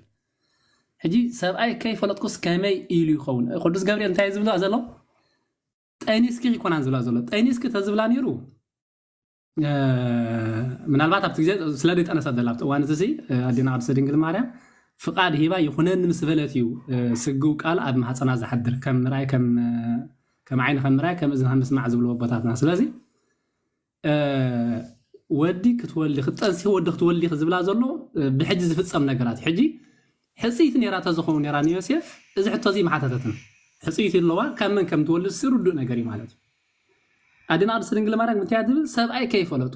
ብዛዕባ ናይ ሰብኣይ ናይ ምፍላጥ መደብ ሲነበራ ማለት ከመይ ኢሉ ክኸውን እዚ ሕቶ ናይ ድንግል ማርያም ስለዚ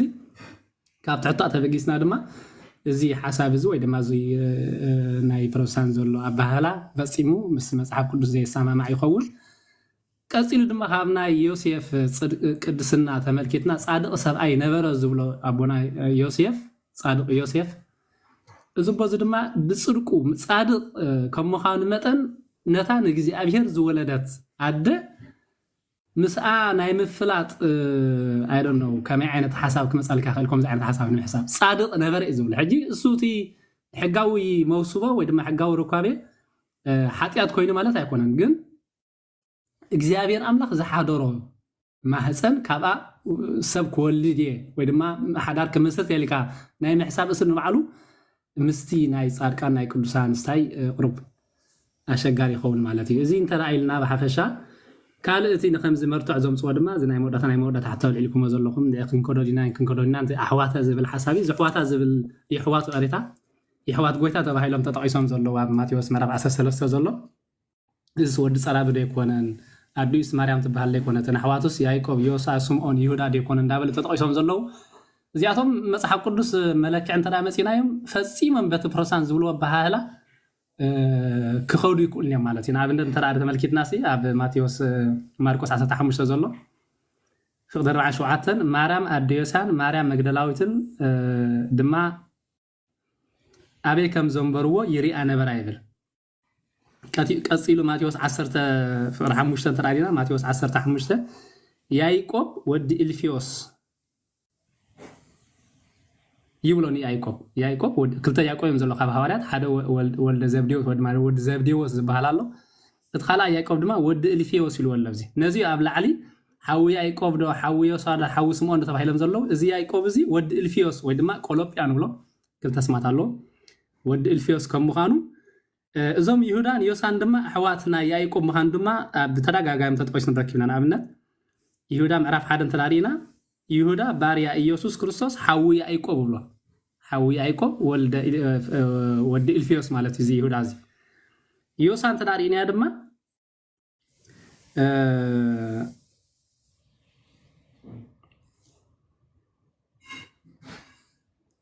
ኣብ ማቴዎስ 27:55 ማቴዎስ 27:55 ማርያም ኣደ ያዕቆብን ኣደ ዮሳን ይልዋሉ ሕጂ ረእዮ ያዕቆብ ወዲ ኢልፊዮስ ይልኒ ያለና ወዲ ኢልፊዮስ ወዲ ዮሴፍ ዲኮንስ ወዲ ኢልፊዮስ ይልወሎ ኣዲዩ ማርያም ሽማ እዛ ማርያም እዚኣ ድማ ንመን ኣዲዩ ያዕቆብ ታዲያ ይኮነ ንዮሳን ንይሁዳን ከዓ ኣዲዮም ምዃና ድማ ኣብ ማቴዎስ 27 ካ ተቂስዋ ኣሎ ስለዚ ያዕቆብ ዮሳ ወይ ድማ ይሁዳ ተባሂሎም ዘለዉ እዚኦም ኩሎም ደቂ ኢልፊዮስ ደቂ ዮሴፍ ከም ዝኾኑ ወደ ሓንቲ መሰረት መጽሓፍ ቅዱሳዊ ንረክብ ኢና ደቂ ኢልፊዮስ ምዃኖም ግን መጽሓፍ ቅዱሳዊ ብዙሕ ታሪኻዊ ኣገላልፃ ወይ ድማ ስታይ ኣሎ ግን እቲ ክትሓዝ ዘለዎ ጭብጢ ወይ ድማ ሓቂ ግን ደቂ ድንግል ማርያም ካብ ማህፀን ድንግል ማርያም ዝወፁ ከም ዘይኮኑ ወይ ድማ ካብ ኣሕዋት ጎይታ በቲ ከም ትስብሎ ብስጋ ከም ዘይኮኑ መጽሓፍ ቅዱሳዊ ጭብጢ ወይ ድማ ትንታነ ንረክብ ኢና ንምንታይ ኣሕዋት ኢልዎ እንተራእየልና ግን ኣሕዋት ዝበሃል ብዙሕ ኣገላልፃ ኣለዎ ከምቲ ዓንቶ ኣሕዋትና ሕፂት ዝበሃል ብዙሕ ኣገላልፃ ከም ተቆስዎ ናብኡ ከይድኒ ስለ ዝተቆስዎ እቲ ኣይፈለጣን ዝብል ንባዕሉ ኣይፈለጣን ምባል ንባዕሉ ርእሱ ዝካልእ ኣገላልፃ ኣለዎ ብናይ ስጋ ወይ ድማ ሩካቤ ምፍላጥ ክኸውን ይኽእል እዩ ኣብ ካልእ ምዕራፋት ድማ ኣይፈለጣን ዝብል ድማ ከምቲ ሓውና ዲያቆን ንገልፆ ዝነበረ ብመልክዕ ክኸውን ይኽእል እዩ ቀፂሉን ወላዲት ኣምላኽ ምዃና እቲ ካብኣ ዝውለድ ልክዕ ካብ መንፈስ ቅዱስ ምዃኑ ተነጊሩ ብቅዱስ መልኣኽ ግን ብሙላእ ግን ኣይፈለጠን ብፈለጠ መዓስዩ ሰብኣ ሰገል መፅኦም ክሰግድሉ ከለዉ ነገስታት መፅኦም ኣማህ ከቅርብሉ ከለዉ ሽዒው ቅዱስ ዮሴፍ ናይ ብሓቂ ንሱ ናይ ነገስታት ንጉስ ምዃኑ ዝርዳእን ዝፈልጥን ማለት እዩ ስለዚ በዚ ኩሉ መለክዒ እዚ ኣሕዋት ዝብል ድማ ኣሕዋት ዝብላ መፅሓፍ ቅዱስ ብብዙሕ መለክዒ ተገሊፁ ንረኽቦ ኢና ጥራይ ብስጋ ኣሕዋት ዝብል ኣሕዋት ስለ ዝረኸብና የሕዋት እዮም ኢልና መደምደምታ ክንባ ይንኽእል ኢና እዚ ከዓ መፅሓፍ ቅዱሳዊ ክሳይካ ይሰደናኒ ማለት እዩ ምናልባት ከሒዘኩም ኣሕዋት ነዊሕ ስለ ዝተባሃለ ياريت أقدم دياقونات أحوات مزرابي كتصلوا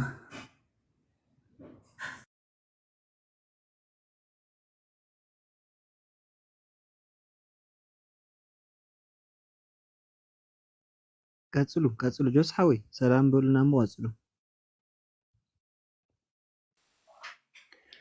ካብ እግዚአብሔር አቡና ካብ ጎይታና ካብ መድኃኒና ካብ ኢየሱስ ክርስቶስ ካብ መጋቢ ገላፂ ምስጢራት መንፈስ ቅዱስ ሕብረትን ሓድነትን ምልአት ሰላም ኣብ ኩላትና ይኹን ከመይ ውዒልኩም ኩላትኩም ኣብ ላዕሊ ዘለኹም ኣብ ታሕቲ ዘለኹም ዝመሃርኩምና ትምህርቲ ቃለ ሕይወት ይስማዓልና መንፈስ ቤተክርስቲያን ትምህርቲ ቤተክርስቲያን ትርጓሜ ቤተክርስቲያን ቋንቋ ቤተክርስቲያን ምዝያም ንዝሰምዓካ የርግእ ንውሽጥኻ ድማ ርግኣት ዝህብ መንፈሳዊ ዓለም ምዃኑ ኩሉ ግዜ እንዳመስከርናዮ ንነብር እውነት እዩ እግዚአብሔር ኣምላኽ ነዚ ክንርኢ ክንሰምዕ ስለ ዝገደገፈና ምስጋና ንዑ ይኹን ድንግል ብጸሎት ቅዱሳን ጸጋ መላእኽቲ በሓለዋ ምስ ኩላትና ይኹኑ ከከም ቅዱስንኦም ምስጋና ይብጻሕ በኹሪ ዝብል ቃል ይዝረብ ነይሩ አንተ ወይ ሓንቲ ሓረግ ናይ ቅዱስ ኣባ ጀሮም ዝበልዎ ጠቂሰ ክወድእ ንሳ እንታይ ዝብሉ ኩሉ ናይ መጀመርታ ውላድ በኹሪ እዩ ኩሉ ናይ መጀመርታ ውላድ በኹሪ እዩ ግን ኩሉ ውላድ በኹሪ ኣይኮነን ይብሉ እጂ ሓደ በይኑ በኹሪ ተባሂሉ ይፅዋዕ በይኑ ናይ መጀመርታ ውላድ በኹሪ ተባሂሉ ይፅዋዕ ግን በኹሪ ተባሂሉ ስለ ዝተፀውዐ ኩሉ ግዜ ተኸታሊ ኣለዎ ማለት ግን ኣይኮነን ተኸታሊ ምህላውን ተኸታሊ ዘይምህላውን ካልእ ትንተና ትርጓሜ ትምህርቲ ወይ መግለፂ ሒዙ ወይ መረጋገፂ ሒዙ ዝመፅእ ጉዳይ ዳ እምበር በኹሪ ስለ ዝተባሃለ ግድን ተኸታሊ ኣለዎ ማለት ኣይኮነን ስለዚ ኩሉ ናይ መጀመርታ ውላድ በኹሪ እዩ ኩሉ ናይ መጀመርታ ውላድ ግን ናይ መጀመርታ ውላድ ኩሉ በኽሪ ስለ ዝኾነ ግን ንናይ መጀመርታ ውላድ ኩሉ ተኸታሊ ኣለዎ ማለት ኣይኮነን ስለ ዝኾነ ጌታ ዓለም ኢየሱስ ክርስቶስ ቦክራት ተባሂሉ ተፀውዒሉ ብመጽሓፍ ቅዱስ መሰረት ናይ ኩሉ ፍጥረት ድማ በኹሪ ኢሉ ሐዋርያው ቅዱስ ጳውሎስ ኣብ ቆላስይስ መልእክቱ ተጻሒፉሉ ኣሎ መጀመርያው ንሞትና ናብ ህይወት ምቕያር ስልጣን ዘለዎ ስልጣን ዝሓዘ ተኸታሊ ዘይብሉ ሓደ በይኑ ናይ እግዚአብሔር አብ ልጅ ወይም ውላድ ወይም ወዲ እግዚአብሔር ስለ ዝኾነ ድማ መጽሓፍ ንክርስቶስ በኹሪ ይብሎ እዩ ግን ተኸታሊ ስለ ዘለዎ ኣይኮነ ተቀዳምም የብሉን ካብ ክርስቶስ ዝቀደም በኹሪ ምንም የለን ማለት ኢና እመቤታችን ድንግል ማርያም በኹሪ ወዳ ክሳብ ትወልድ ኣይፈለጣን ነበረ ተባሂሉ ተዘሪቡ ዘሎ በኹሪ ወዳ ስጋብ ትወልድ ተባሂሉ ዘሎ መጀመርታ ምዃኑ ግን ተኸታሊ ናይ ምህላው ምንም መረጋገፂ ምንም ምልክት ዘይብሉ እሙኻ ታሪክ ዘይምስክሮ መጽሓፍ ቅዱስ ዘይነግሮ ቅዱሳን ሐዋርያት ዘይስተምሃርዎ ትንቢት ዘይነገሮ ንመቤታችን ዘይበቀ ንጌታ ዓለም ኢየሱስ ክርስቶስ ለቱ ስብሐት ዘይዳረግ ጽያፍ ድኾነ ኣዘራረባ ኣሎ ኣብቲ የሕዋት ዝብል ቋንቋ ሰጊርኩም ስለ ዘለኹም የሕዋት ተባሂሎም ኣለዉ ስለዚ የሕዋት ኣለዎ ኢሎም ቀጥታ ካብ ኣቦን ካብ ኣደን ንዝተወልደ ዝግበር ናይ ሓው መፀዋዕታ ብምፅዋዕ እመቤታችን ድንግል ማርያም ውላድ ወሊዳያ ብድሕሪ ኢየሱስ ክርስቶስ ዝብል ኣጉል ትምህርቲ ኣሎ ንሱ ግን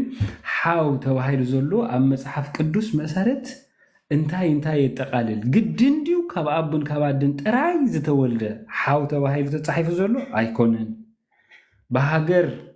ሓው ተባሂሉ ተጸዊዕሎ ዘፍጥረት ምዕራፍ 2 ፍቅዲ 17 ምልካት ይከኣል ብነገድ ሓው ተባሂሉ ተጸዊዕሎ ብነገድ መጽሐፍ ቅዱስ ኣብ ካልኣይ መጽሐፈ ሳሙኤል ምዕራፍ 19 ፍቅዲ 11 ምምልካት መረጋገጽ ናይዚ መጽሐፍ ቅዱሳዊ ቃል ይኸውን ብዝምድና ሓው ተባሂሉ ተጸዊዕሎ ብዝምድና ብናይ ስጋ ዝምድና ሓው ተባሂሉ መጽሐፍ ቅዱስ ኣብ ዘሁሉቅ ምዕራፍ 20 ፍቅዲ 14 ተተንቲኑ ተነጊሩና ኣሎ ብዕርክነት ሓው ተባሂሉ ተጻሒፉልና ኣሎ ብዕርክነት ግደፎት ብስጋ ዝምድና ሞ ብዕርክነት ብምፍላጥ ብዝምድና ዕርክነት ሓው ተባሂሉ ዝተጸውዓ ኣሎ ኣብ ካልኣይ መጽሐፈ ሳሙኤል ምዕራፍ 1 ፍቅዲ 26 ቀዳማይ መጽሐፈ ሳሙኤል ምዕራፍ 1 ፍቅዲ 26 ናይ ዳዊትን ናይ ናታንን ህይወት ሓው ተባሂሉ ለናታን ንዳዊትን ምምድሓን ብዝገበሮ መንፈሳዊ አገልግሎት በቤተሰብ አባልነት ሓው ተባሂሉ ይጽዋዕ እዙም በመጽሐፍ ቅዱስ መሰረት በቤተሰብ አባልነት አባል ናይ ሓንቲ ቤተሰብ ብአዴኻ ወገን በአቦኻ ወገን በቃ በናዓኻ ብስጋ ዝተኣሳሰሩኻ ወገን ሰንሰለታዊ ምትእስሳር ሒዙ ዝመጽእ ወላ ዝረሓቀ ስድሪ ናይ ርሕቀት ስጋ ይሃልዎ እምበር ወንድም ወይ ሓው ተባሂሉ ተጸዊዕሉ ዘፍጥረት ምዕራፍ 11 ፍቅዲ 27 ዘለዎ ሃይለ ቃል ምምልካት ይከኣል ካብዚ ኩሉ ሓሊፉ ብዝበለጸ ሓው ተባሂሉ ብመጽሐፍ ቅዱስ ተጠቂሱ ዘሎ ናይ እምነት ሓድነት ዘለግዎ ኣካል ምሳኻ ሓውኻ ሓፍተኻ እዩ ስለዚኦም ሐዋርያት ኣቱም ኣሕዋትና እናበሉ ዝጽሕፉ ኣቱም ኣሕዋተይ እናበሉ ዝጽሕፉ ንዓኻትኩም ንኣሕዋተይ ክመኽረኩም ግዲ ኮይኑንሎ እናበሉ ዝዛረቡ ብእምነት ዘሎ ሓድነት ዘምጽኦ ሕያው ሓውነት ወይ ሕውነት እዩ ቅዱስ ጳውሎስ ኣብ ሮሜ መልእክቱ ምዕራፍ 1 ፍቅዲ 13 ይሕዋተይ ይሉና ኣሎ ኣዲዮ ኣይወለደትናን እንግዲህ ኣቦም ኣይወለደናን እንግዲህ በሃገርም በወገን ብዝምድናም ብፍጹም ኣይንረኸብኒ ኢና ምስ ሐዋርያው ቅዱስ ጳውሎስ ካብዚ ሁሉ ብዝበልጽ በሃገር በወገን ብዕርክነት ብነገድ ካብዚ ብዘይ ኣዝዩ ብዝበልጽ በቲ ንኹላትካ ሓደ ዝገብር ኣብ ሓደ ደንበ ጉስነት ብሓደ ንጹህ ጻድቕ ዘለዓለማዊ ሕያዋይ ጓሳ ዝኾነ ጉስነት ከንብረካ ዝኽእል ናይ ሃይማኖት ሓድነት ወይ ናይ እምነት ሓድነት ዝበለጸ ዘሎ ሕውነት እዩ ቅዱስ ጳውሎስ ኣብ ሮሜ መልእክቱ ምዕራፍ 1 ወደ 13 ይሕዋተይ ኣቱም ኣሕዋተይ እናበለ ብዘይ ስክፍታ ብዓውታ ዝዛረብ ካብዚ ሓሊፉ ጌታ ዓለም ኢየሱስ ክርስቶስ ንዓና ክመስል ዝተገበኦ ምዃኑ ተንቲኑ ምስ ተዛረበ ባዕሉ መድኃኔ ዓለም ክርስቶስ ሎቱ ስብሐት ደጊም ንስኻትኩም ባሮተይ ኣይኮንኩምን ኣዕሩኽተይ ኢኹም ኢሉና ኣዕሩኽተይ ኢኹም ሕጂ ሓው ዝብል ቃል ግድን ካብ ኣደ ካብ ኣቦ ዝውለድ ጥራይ ጌርካ ምርዳእ ኣብ መጽሐፍ ቅዱስ ዝተጠቕሰ እውነታ ፈጺምካ ብኻልእ መልክዕ ክትርዳእ ናይ ዘይ ምድሪ ላይ ዕጹው ኣእምሮ መሓዝ እዩ ነዚ ዕጹው ኣእምሮ ሒዝካ ድማ መለኮት ዝኣክል መልእኽቱ ምምርማር ንፍቓድ ኣምላኽ ዝኣክል ጥልቀቱ ምዕቃን ስለ ዘይከኣል መጽሐፍ ቅዱስ ብዛዕባ ሓው እንታይ ይብል ብዛዕባ ቦክር እንታይ ይብል ብዛዕባ ኣይፈለጣን ዝብል ቃል እንታይ ይትንትን ክሳዕ ዝብል ቃል ብኸመይ ይትርጎም ይትንተን እንተዘይተገንዚብና ነቲ ዝዝረብ ቃል ኣምላኽ ከም ተረዲእኒ ተሰሚዕኒ ኮይኑ ይስማዓኒ ኮይኑ ይርዳእኒ ብይመስለኒ ትርጓሜ ንህብ እሞ ናብ ዘይመስል ህይወት ከሰጋግረና ስለ ዝኽእል ኣብዚ ጥንቃቄ ምግባር መሰረታዊ ኣገዳሲ እዩ ምናልባት ስለምንታይም ኣሕዋቱ ተባሂሎም ብምልክትነት ተፀዊዖም ዝብል ሕቶ ቀፂሉ ዝመፅእ ሓሳብ ኮይኑ ይስማዓኒ መምሃራና ክምህሩና እግዚአብሔር አምላክ ስለዝሃብኩምኒ ዕድል ስለዚ ውዳእ ውህበቱ ዝከፈቶ ማዕጾ ጌታ እግዚአብሔር ምስጋና ነው ይኹን كلهم دفيرة مزرابي زبالة تمرت مركبي غيركم كتردوا لي ندات محسنكو أبزي حسابي ود وسوات لك زيابير ቃል ሕይወት يسمعنا ጆስ ሓውና ቃል ሕይወት يسمعنا እግዚአብሔር አምላኽና የአገልግሎት ዘመንካ ይባርኽ زيادة ካብ ዝበለፀ ካብ ቤተክርስትያን ተገልግለሉ እግዚአብሔር አምላኽ አድመን ጥዕናን ይሃብካ ምናልባት ኣማን ሓውና ኩሉ ሳይቦል መምህር ተዛረቡና እሞኒ ናብ ሕቶ ሰላም በሉና እሞ ሕቶ መልሲ ምስ ኮነ ተቀዳሚት ሕቶ ስኹም ትምልስዋ አይደል ኣባ ሓዊ ናብ ሕቶ መልስን ክንከይድ ምሽ ጆስዋ ዝብል ዘሎ ታሕቲ ሓውና ኣስሓቦ ምናልባት ዝኣቱ ኮይኑ أو أبين كوسيدل سنة هو أنا بحطه نخيد بتاعت زلق محواد دايبو تمسددكم حطه تحت هم مالتي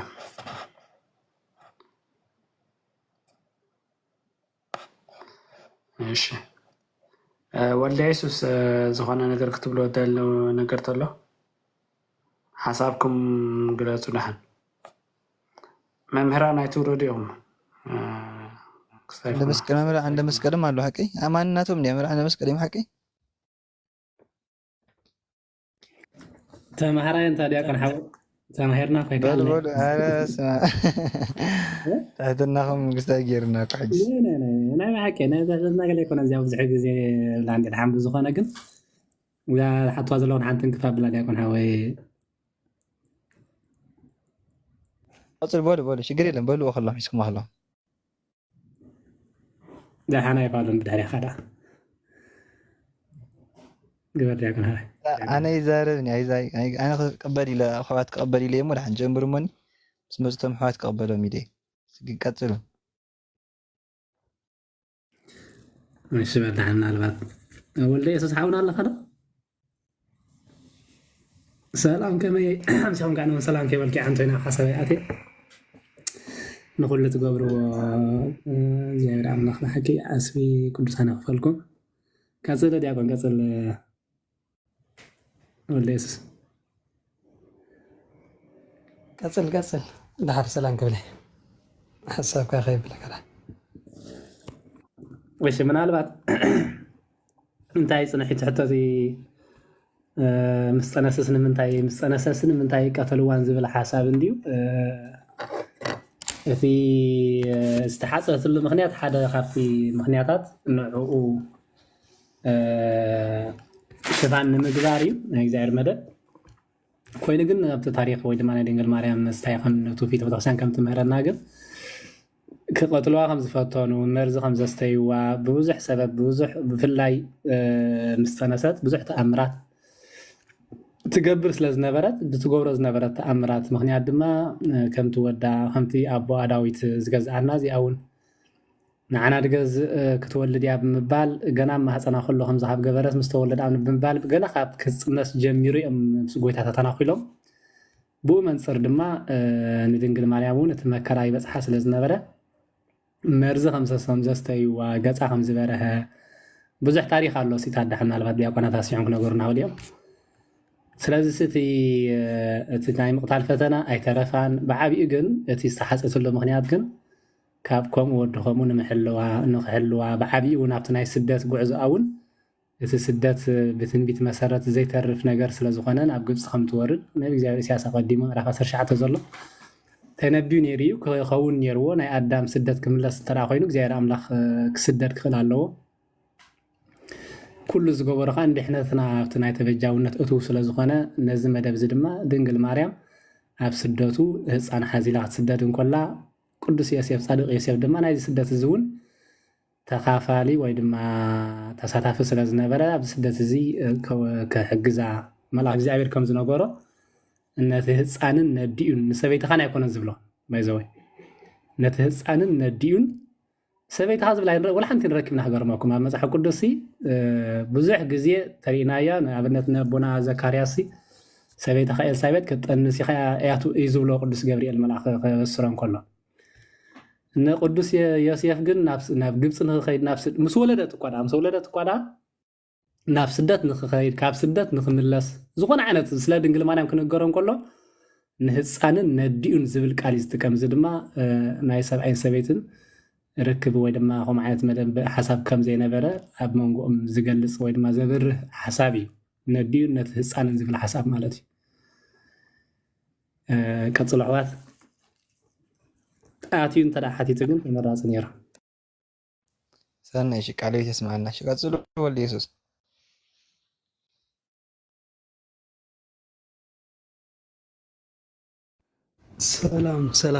ሰላም ክርስቶስ ምሳኹም ይኹን ፍቅሩ ኣብ ልብኹም ይንገስ ከመይ ኣምፂኹም ከመይ ፀኒሕኩም ኣሕዋት እግዚኣብሔር ይመስገን ንዓኻትኩም ዝሃበና ዕድመን ጥዕና ነብዝሐልኩም ቃለ ሕይወት የስማዓልና ንኩልኹም ተማሃራየ ነይረ ኣነ እኳ ክመሃር ኢለ መፅእ ድንጉ ኢለ እውን ስለ ዝመፀኹ እቲ ሓሳብ ናይቲ ምዕራፍ ብምሉእ ክትሕዞ ከለካ ይፅቡቅ ነይሩ ግን ኣብቲ ሕጂ ዘርከብክዎ ንበረኸት ዝኾነኒ ናይ 2 ደቂቕ ወይ 3 ደቂቕ ንእሽተዋ ተንፈስ ከብል ፅቡቅ ስለ ዝኾነ ክዛረብ እምበር እቲ ክሰምዕ እዩ ዝግባእ ወይ ሰምዕ እውን ኣለኹ መሃር ኣለኹ ማለት እዩ እቲ ብዙሕ ትጠቕስዎ ኣለኹም ይኹም ብኩሉ ኣንግላቱ ንምሳሌ ኣብቲ ናይ ኣሕዋት ዝብል ወሲድካ ኣሕዋት ነይሮም እዮም ዝብል ኣስፊሕኩም ናብ ካልእ ከድኩም እቲ ኣሕዋት ዝብል ንምንታይ ንኣብርሃምን ንሎጥን ተጠቂሞምሉ ንምንታይ ቅዱስ ጳውሎስ ንዓና ንምእመናን ወይ ከዓ ነቶም መልእኽቲ ዝሰደደሎም ሰባት ይጥቀመሉ ነይሩ ዝብል ብኣሕዋትና በዓል መምህር እምነት ክንገረና ፀኒሑ ኣነ ሕጂ እንታይ ክትንክፍ ደልየ ኣብኡ ኣብተን ኣሕዋት ዝብል ተጠቂሙሉ ዘለዎም ልዕል ኢልና ወይ ትሕት ኢልና እንድሕር ኣንቢብናስ ኣብኡ ንስ ኣሎ ዝብል ርአ ማለት እዩ ንምሳሌ ኣብ ምዕራፍ 12 ኣብዚ ናይ ማቴዎስ ወንጌል ተሪእና ኣብቲ ኣሕዋቱ ዝብል ኣደ ኢየሱስን ኣሕዋቱን ዝብል እንድሕር ርኢና ካብ ፍቕዲ 46 ጀሚሩ ብልቢ ብምስትውዓል ምንባብ ጥራይ ዘድልዮ ማለት እዩ ከመይ እንድሕር ኢልና ነቶም ህዝቢ ክነግሮም ከሎ እንሆ ኣዲኡ ንኣሕዋቱን ክዛረብዎ ደልዮም ኣብ ወፃኢ ቆይሞም ነበሩ ይብል ኣሎ ሕጂ እዚ ወንጌላዊ ማቴዎስ ኣሕዋቱን ኣዲኡን ኢሉ ጠቂሱሎ ባዕሉ ሓደ ካልኣይ ሽዑ ቀፂሉ ኣብ ታሕቲ ግን እንታይ ይብለና ሓደ ከዓ እንሆ ኣዴኻን ኣሕዋትካን ክዛረቡካ ደልዮም ኣብ ወፃኢ ቆይሞም ኣለው በሎ ኢየሱስ ግና ነቲ ዝነገሮ ኣደይ መን እያ ኣሕዋተይሲ እንመን እዮም ኢሉ መለሰሉ ፍቓድ እቲ ኣብ ሰማይ ዘሎ ኣቦይ ዝገብር ዘበለ ኩሉ ንሱ ሓወይን ሓፍተይን እኖይን እዩ ኢሉ ኢዱ ናብ መን ናብ ደቀ መዛሙርቱ ዘርጊሑ እኖይን ኣሕዋተይንሲ እነው በለ ሕጂ ራእይዎ ኣሕዋትካን ኣዴኻን ኣሕዋትካን ኣዲን ኣሕዋቱን ኢሉ ክጠቅስ ፀኒሑ ባዕሉ ዘወንጌላዊ ስለምንታይ ከምኡ ኢሉ ዝጠቐሰ እንድሕር ራእይልና እቶም ደቀ መዛሙርቲ ከምኡ ስለዝተጠቕሙ ወይ ከዓ ከምኡ ስለ ዝበሉ ወይ እውን እቲ ረድኢ ወይ ከዓ እቲ ሰብ እቲ ኣዴኻን ኣሕዋትካን ኢሉ ዝዛረብ ዘሎ ሰብ ሓደ ከዓ እንዲ ዝብሎ ዘሎ እቲ ሰብ እንታይ ዝብል ዘሎ እንሆ ኣዴኻን ኣሕዋትካን ክዛረቡካ ደልዮም ኣብ ወፃኢ ቆይሞም ኣለው ኢሉ ዝዛረብ ዘሎ እዚ ሰብ ተጠቕመላ ከም ዘለዋ እዩ ዝደግማ ዘሎ ከምዚ ኢሉ እዩ ዝብል ዘሎ ስለዚ እቲ ኣሕዋት ዝብል ባዕሉ ሽዑ ጎይታ ግን እንታይ ኢልዋ ኣሎ ነቲ ኣሕዋት ትብል ማለት እዩ ኣነፂሩልና ኣሎ ከመይ ኣሕዋቱ ዝበሃሉ ንጎይታ መነመን እዮም እቶም ትእዛዙ ዝፍፅሙ ባይቀ እዎ ፍቓድ እቲ ኣብ ሰማይ ዘሎ ኣቦይ ዝገብር ዘበለ ኩሉ ኣነ ንስኹም እውን እንተኮና ፍቓድ እቲ ሰማያዊ ኣቦ ንገብር እንድሕር ኮይና ኣሕዋት ጎይታ ተባሂልና ንፅዋዕ ኣይደንቕን እንደገና ካብ ብምልክት ብቃል ጥራይ እቶም ከምዚ ዝገብሩ ጥራይ ይበለን ንሱ ዝገበሮ ወይ ከዓ ፍቓድ ናይ ኣቦኡ ዝፍፅሙ ኣብኡ ብኣካል ስለ ዝነበሩ ከዓ ኢዱ እንዳመልከተ ናብቶም ደቀ መዛሙርቱ እንታይ በለ ኢዱ ዘርጊሑ እኖይን ኣሕዋተይን ኣረ ኣሕዋቱ ጥራሕ ዘይኮነ እንኡ ተባሂልና ኣዴታቱ ተባሂልና ርኣይዎ ኣዲኡ ተባሂልና መን እዮም እቶም ኣዲኡ ዝበሃሉ ዘለዉ ግን እቶም ሰናይ ነገር ዝገብሩ ማለት እዩ እሞ ስለምንታይ ዳ ኣሕዋት ነይሮሞ ዝብል ቃል ወሲድና ነታ ደ ትብል ከድኣ ሞ ካልአይቲ ደ ነይራቶ ዘይንብል ዳ ንጎይታ ከምኡ ክንብል ዲና እሞ እንኡ ዝብል ፅሑፍ ንረክብ ኣለና ኣዲኡ ዝብል ፅሑፍ ንረክብ ኣለና ስለምንታይ ንዓነ ገድፍ ኣለና ብዘይካ ማርያም ካልእ ኣደ ነይራቶ ዘይነምፅኣሉ ዳ ዘይንድርበሉ ደ ከም ፅሑፍ እንድሕር ኮይኑ ወይ ከም ዘለዎ ነታ ፅሑፍ ክንወስዳ እንድሕር ኮይና ማለት እዩ ኣይከውንን እዩ ኣይኸይድን እዩ ስለዚ بعبي قويتاي أحواتين إنوين يبل علو مالتي سلازي أتي كوم زبلو زلو نمنتاي أنصاريو فقادتي أبسماي زلو بويز في الصمت بلا إيو أحواتي تبايلي سواء يبلنا سلازلو سلازي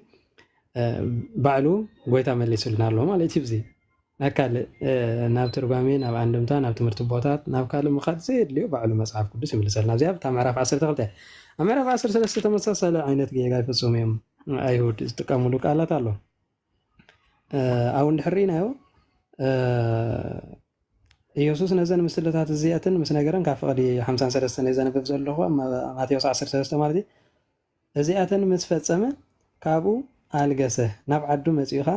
ኣብ ቤት ጸሎት አይሁድ አትዩ ከምዚ ኢሎም ክሳዕ ዝድነቁ መሃሮም እዚ ጥበብ እዝን እዚ ተኣምራት እዝን ካበይ ረኸቦ ወዲ እቲ ጸራባይ ዳ ኣይኮነን ኣዲዩስ ማርያም እትበሃል ዶ ኣይኮነትን ኣሕዋቱስ ያዕቆብ ዮሳ ስምዖን ይሁዳ ዶ ኣይኮኑን ኣሓቱስ ኩለን ምሳና ዶ ኣየለዋን እዚ ኩሉ ዳ ካበይ ኣምጽኦ ከምዚ ምስ በሉ ሽዑ ፍቅዲ 57 እንታይ ኢሉ ብኡ ከዓ እንታይ ኮኑ ተዓንቀፉ ብምንታይ ዝዓንቀፉ ዘለዉ ወዲ ዮሴፍ ዘይኮነ ወዲ ዮሴፍ ብምባሎም ኣሓት ዘይብሉ ኣሓት ኣለዎ ብምባሎም ኣሕዋት ዘይብሉ ኣሕዋት ኣለዎ ብምባሎም በዚ ተዓንቀፉ ዝብሎም ዘሎ ኢየሱስ ግና ነቢ ብዘይ ካብ ዓዱ ኣብ ቤቱን ኣብ ዘይከብረሉ የልቦን ማለት ብዘይ ካብ ዓዱን ኣብ ቤቱን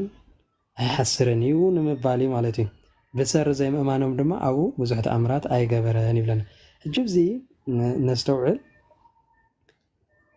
أبزي كفقد حمزة حمشن الحرارينا ود تسأل بدو يكونن إلى ما لو زم سبعة زما يهود زيم هذا من يوم دون كم أزوب لزلو كنبلي جبا تمسح سالي أبي يوحنس معرف شدشته إذا السجو قريسو خبرنا كم يجري كالو زبلو أيهود دقيم كهبرنا كلني سجو خنبلع عين خلنا ዝብል ቃላት ዝደግሙ ዝዘበና አይሁዳውያን ናይ አይሁድ ሐሳብ ዝሓዙ ክሰምዕ ከለኻ በጣም ዝገርም እዩ ማለት እዩ እሳቶም ሳብቲ ሽዑ ግዜ ኮይኖም እኳ ይኸብር ኸው ንዖም ብእምነት ክቕበሉ ኣብ ሎሙ ኮንካ ክርስቲያን እንዳበልካ ቃላት አይሁድ ክደግም ግን እግዚአብሔር ይቅረ ይበለልና ጥራሕና ክንብል ንኽእል ማለት እዩ እና ኣብዚ ተመሳሳሊ ራእይዎ ኣዲዩ ማርያም ትበሃል ዘይኮነትን እዚ ቅኑዕ ክኸውን ከሎ ኣሕዋቱ ዝብል ከዓ ኣሕዋቱን ኣሓቱን ከም ዘለዎት ናይ ኣይሁድ ንቐበሎ ንወስዶ እታ ወዲ ትፀራ ብትብል ዳ ንምንታይ ዘይንወስዳ ወዲ ዮሴፍ ኢዳ ዘይንብል ንምንታይ ከፊልና ፍርቃ ንወስዳ ኣለና እዛ ጥቕሲ እንድሕር ንቐበላ ኮይና ኩላ ዘይንወስዳ እዚኣ ጌጋ አንዱን ጥሎ አንዱን አንጠልጥሎ ሓንቲ ገዲፍካ ሓንቲ እንጠልጢልካ ዝበሃል የለን ሓደ ወሲድካ ሓደ ደርቢኻ ኣይኮነን ስለዚ እቲ ወዲ ተጸራቢ ዝብል ዘይምልከቶን ጎይታ ስሕተት ውድቀት ወይ ከዓ ዕንቅፋት ብሰንኪ ምዕንቃፎም ዝብልዎ ዘለው ኣይሁድ እዩ ዝብል ካብ ወሰድናዮ እዚ ኣሕዋቱ ዝብል እውን ተመሳሳሊ ምዃኑ ክንርዳእን ክንፈልጥን ክንግንዘብን እዩ ዝግባእ ማለት እዩ እና ኣብቲ ካልእ ከድኩም እቲ ኣሕዋት ዝብል እቲ ክሳዕ ዝብል ቃል እቲ በኹሪ ዝብል እቲ ኣይፈለጣን ዝብል ትንትን ስለ ፀናሕኩሞ ብዙሕ ኣብኡ ክውስኽ ኣይደልን ኣብዚአን ግን ናብ ካልእ ከይከድና ማለት እዩ ብካልእ ክፋሉ ካብ ብሉይ ኪዳን ሓድሽ ኪዳን ከድና እቲ ኣሕዋት ዝብል ቃል ብሰፊሕ ትንትንዎ ስለ ፀናሕኩም ኣብኡ ኣብቲ ምዕራፍ ከ ወይ ኣብቲ መፅሓፍ ኣብ ከድና እንድሕር ርኢናዮ ዝብል ንሾትን ከፍ ከብል ደለ ዘን ክልተ ሓሳብ ዘቐመጥኩ ብተመሳሳሊ ኣብ ካልእ ኣብ ማቴዎስ 27 ኣብ ሉቃስ 23 ዮሃንስ 19 ከድና እውን እተን ኣንስቲ ኣደ በዓል መን ከም ዝነበራ ኣደ በዓል ዮሳ ኣደ በዓል ያዕቆብ መን ምዃና የነፅረልና ስለ ዝኾነ መጽሓፍ ቅዱስና ብግቡእ መልእኽቲ አንብበዋ ለመላእክት ምጥንታ እስከ ተፍጻሜታ ከም ዝብለና ቅዱስ ዮሐንስ አፈወርቅ አቦና እዚኣ ምግባር ጥራሕ ተድልየና እሞ እቶም ኣብ ስሕተት ዘለው ናብ የማን ይምለሶም ጎይታ እቲ ቅኑዕ ትምህርቲ ሒዝና ብፍረ ክንገብሮ ከዓ እግዚኣብሔር ኣምላኽ ፀጉ ይብዝሕልና ስለስተዋሃበና ዕድል እግዚአብሔር ይኽብረልይ ወስብሐት ለእግዚአብሔር። ቀጽሉ።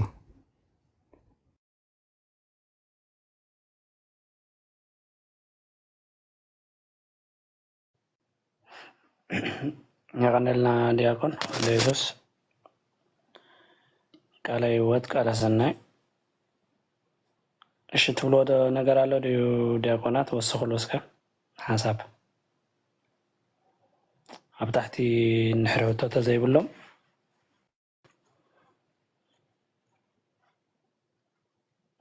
በዚያ ወላኽና ዓፅዋ ዳሕን ዲያቆን ዜና ገብርኤል እንኳ ዳሕ መጻኹም ሰላም ሓወት ከመይ ኣምሲኹም ከመይ ኢልኩ እግዚአብሔር ይመስገን ናይ ሎማዓንቲ ትምህርቱካ ሓሊፋትን ሎማዓንቲ ሓሊፋትኩም እያ ጣዕመትን ነው ያረታ ናና ፀገም የለን ኩሉ መዓልቲ ክነሸግረኩም ደኮይና ዋይ እንታይ ሽግር ኣለዎ ኮይኑ ንባዕልና ኢና ንመሃር ብዝኾነ ግን ኣይጣዕመን ነጊሩ እዮም ነይረ ንበዓል ነይሮ ከምዘይመፅእ ኣብ መወዳእታ ከም ዝርከብ ነጊሩ እዮም ነይረ ያቃፅሉ ኣሕዋት በሉ ናልባሽ ሊሒረ ስለ ዝመፀኹ ኣበይ በፂዕኩም ከመይ ዝላ ኣበይ ነቲ ክሳብ ጌርኩማ ገለ ምዕራፍ ሓደ ኩላ ምንቢብናዮ ገሊፆምልና ኣሕዋት ኩላ መምህራን ሕቶ ተለኩም ትሕቶ ሰብ ተሎ እምበር ተዘይኮነ ዳሓን ከም ሎማዓንቲ ንምዕራፍ ሓደ በዚያ ዋላ ማዓፀንያ ነርና በቃ ፅቡቅ በቃ ሕቶ ዘለዎ ድዩ ሓቲ ትኽእሊ ኣሕዋትካ ክምልሱ ዝኽእሉ እዮም ብኸምኡ ተዓፀንያ ትሓሽ በቃ ፅቡቅ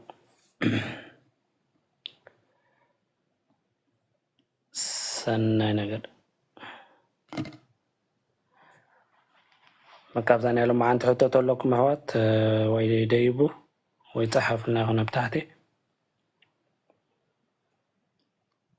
ከይዓፀና ይኸለና ማለት እዩ እንኳን ደሓን መጻ ዲያቆን ዜና ገብርኤል ኣሕዋት ከመይ ኣምሲኹም እግዚአብሔር ይመስገን ጠቂሶም ይኹን እዮም ሓንቲ ወይ ሓንቲ ቃል እንዲ ኣብዚ ማቴዎስ ሓደ ዘላ ወደ 23 ዘላሲ ፅቡቅ ጌርና ክነስተውዕላ ፅቡቅ ጌርና ክነስተማቐራ እንዴደለ እቲ ምስ ድንግል ማርያም ተታሓሒዙ ዝለዓል ጠኒ ወዲ ወሊደ ኣዶ ኣሕዋት ኣለዎ ዶ ገለታ ዝበሃል እኩል ተባሂሉ እዩ ወላ ሓንቲኻ መፅሓፍ ቅዱስካ ብከምኡ መለክዒ እቶም ኣሕዋቶም ተባሂሎም ተጠቂሶም ዘሎ ዮሳ ይሁዳ ያዕቆብ ኣዲኦም ማርያም ትበሃል ካልእ ማርያም ከም ዝኾነት ኣቦኦም ኣብ መፅሓፍ ቅዱስ ደቂ እልፊዮስ ያዕቆብ ወዲ እልፊዮስ ተባሂሉ ኣሎ ብፍላይ ኣብዚ ማቴዎስ 20 ዮሃንስ 19 ዘሎ ድማ ኣብ ጥቃ መስቀልካ ኣዲኡን ሓትንኡ ማርያምን ሰበይቲ ቆሎጵያን ማለት እልፊዮስ ማለት እዩ ደው ኢለን ነበራ ማርያም ሰበይቲ ቆሎጵያ ይብላ እዛ ማርያም እዚኣ ድማ ኣዲ ዮሳ ኣዲ ያዕቆብ ኢሉ ድማ ኣብ ማቴዎስ 15 ጠቂስዋ ኣሎ ሕጂ እኹል እሱ እንተዝተገልፀ እዚኣ ማቴዎስ 1:23 ዘላ ግን እንሆ ድንግል ክትጠንስ ወዲ እውን ክትወልድ እያ ስሙ ከዓ ኣማኑኤል ክብልዎ እዮም ትርጉሙ ከዓ ኣምላኽ ምሳና እዩ ትብል ቃልሲ ከም ናይ ኣስተንትኖ ጥቕሲ ከም ፅቡቅ ጌርና ኣብ ሂወትና ክንሕዛ እሞ ትርጉማ ድማ ክነስተማቕራ ምደሎ ክብራት ኣሕዋት ኣብ ታሕቲ ዘለኹም ቅዱስ ጳውሎስ ነዚ ወሲዱ ሮሜ 8:31 ዘሎ ሓሳብ እንታይ ዝብል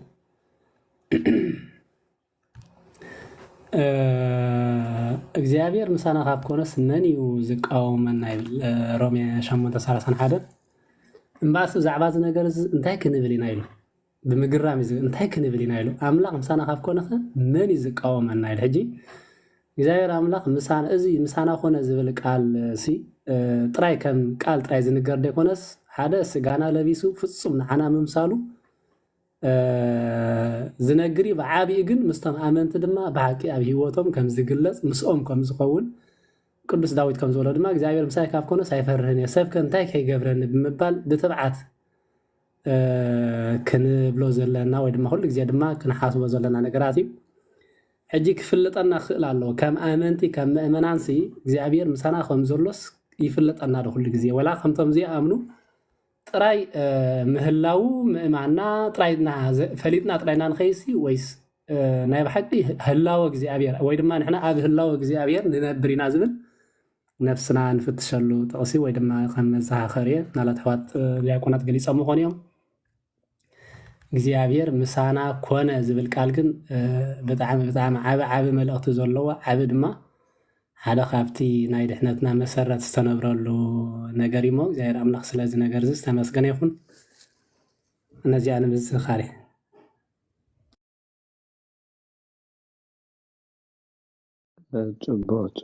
ጽቡቕ ኣሰምቱ ኢና ብሓቂ ቃል ህይወት የስማዓና ዲያቆን ሓ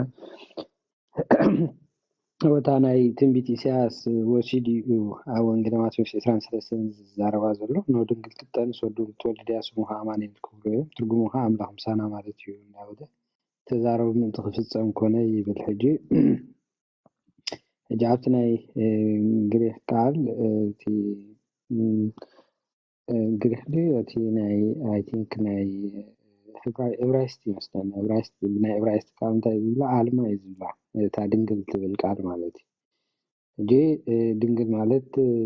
ንእሽተይ ጎርዞ ማለት እዩ ንእሽተይ ጎርዞ ማለት እዩ እዚ ሓደ ካብቲ እግዚኣብሔር ዝገብሮ ድንቂ ነገራት ከም ምዃኑ እዩ ሕጂ ኣደና ቅድስት ድንግል ማርያም ብድንግልና ከም ዝፀነሰት ብድንግልና እውን ከም ዝወለደት ሓደ ካብቲ መረዳእታ ዝኾነና ጥቕሲ ሓደ እዚ ማለት እዩ ድንግል ክትጠንስ ኣይትኽእልን እያ ምክንያቱ ድሕሪ ደኣ ሓንቲ ጓል ኣንስተይቲ ምስ ሓደ ሰብኣይ ተራኺባ ድንግልና የላን ብድሕሪኡ ድንግል ኣይትበሃል ወይተተመርያ ሓንቲ ጓል ኣንስተይቲ ድንግል ክትበሃል ኣይትኽእልን እያ ኣብዚ ግን ኢሳይያስ እንታይ ኢሉ ዘሎ እኖ ድንግል ክትጠንስ ወዲ እውን ክትወልድ እያ ዝብል እዩ እንጂ ሓደ እቲ ስራሕ እግዚኣብሔር ከም ምዃኑ ወንጌል ማቴዎስ እንታይ እዩ ዘነፃፅር ዘሎ እቲ ብነቢ ኢሳይያስ ዝነገረ ቃል ብክርስቶስ ከም ተፈፀመ ክረዶም ስለዝደለየ እዩ ምክንያቱ እቲ ቃል ንሱ ኣዝዩ ድንቂ ነገር እዩ ሕጂ ድንግል ጠኒሳ ክትወልድ ጥራይ ኣይኮነን ትትወልዶ እውን ኣምላኽ ምሳና ዝኾነ እዩ ማለት ኣምላኽን ሰብን ዝኾነ ማለት እዩ ጅዚ ምስቲ ናይ ወንጌል ዮሃንስ ሓደ ዘሎ ወይ 1:14 ዘሎ እንድሕር ኢናዮ ብመጀመርታ ቃል ነበረት ቃል ከዓ ኣምላኽ ነበረት ቃል ኣምላኽ ነበረ ኢሉ ቃል ስጋ ኣብቲ 14 ሾ ቃል ስጋ ኮነ ጸጋን ሓቅን መሊኡ ከዓ ኣባና ሓደረ ብል ሕጂ እቲ ኣምላኽ ምሳና ትብል ዘላ ቃል እቲ ኣምላኽ ዝኾነ ሰብ ኮይኑ ማለት እቲ ኣምላኽ ዝኾነ ሰብ ኮይኑ ሕጂ ሰብ ኮነ ክንብል እንከለና ኣምላኽ ባህሪ ሰብ ወሲዱ ማለት እዩ ብድሕሪኡ ከዓ እንታይ ኢሉ ጸጋን ሓቅን መሊኡ ኣባና ሓደረ ብላ ኣሎ ሕጂ እቲ ሓደረ ዝብል ዘሎ ሰብኣዊ ባህሪ ወሲዱ ከም ዝተወልደ ንኽገልጽ ስለዝደለየ እዩ ኮነ ክብል ከሎ ከዓ እቲ ሎጎስ እቲ ዘለዓለማዊ ዝነበረ ነቲ ኣብቲ ፊልጵስዩስ ዘሎ ክልተ ዘሎ እቲ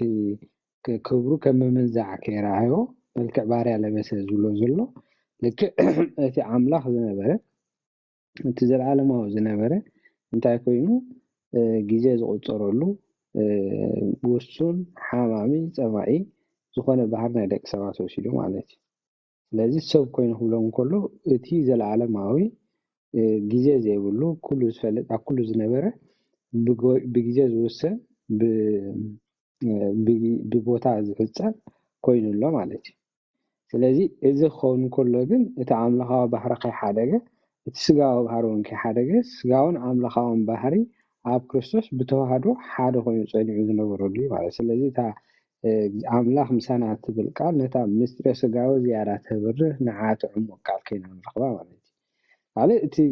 ብድንግልና ምጥናሱ እውን ብድንግልና ቅድስት ድንግል ማርያም እውን ብድንግልና ሙላዳ ሓደ ካብቲ ዓብይ ነገራት እዩ ማለት እዩ ሕጂ ምክንያቱ እንታይ ዝብሎ ቅዱስ አትናቴዎስ እዩ መስለኒ እንተዚ ተጋጊ ከምቲ ኣዳም ካብታ ድንግል መሬት ዝተወለደ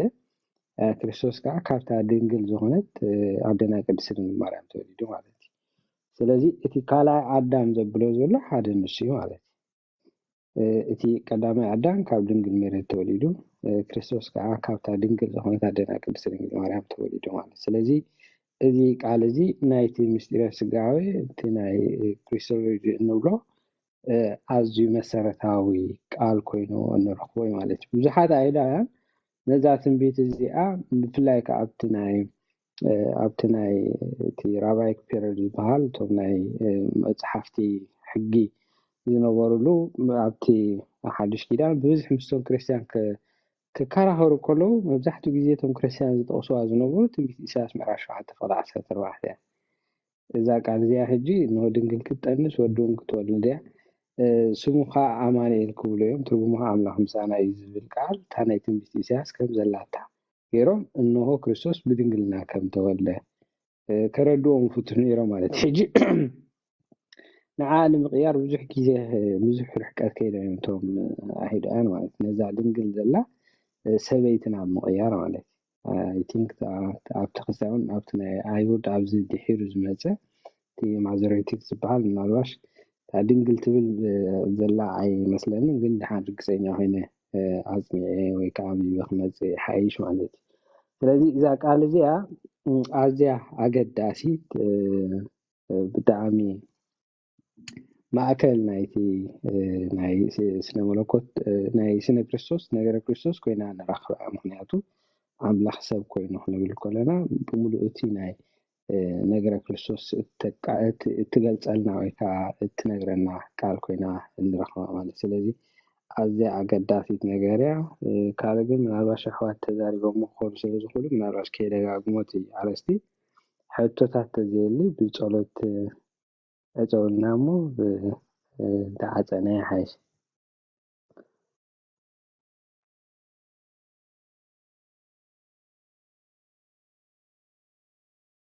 እሺ ቃልዮት ተስማዕልና ዲያቆን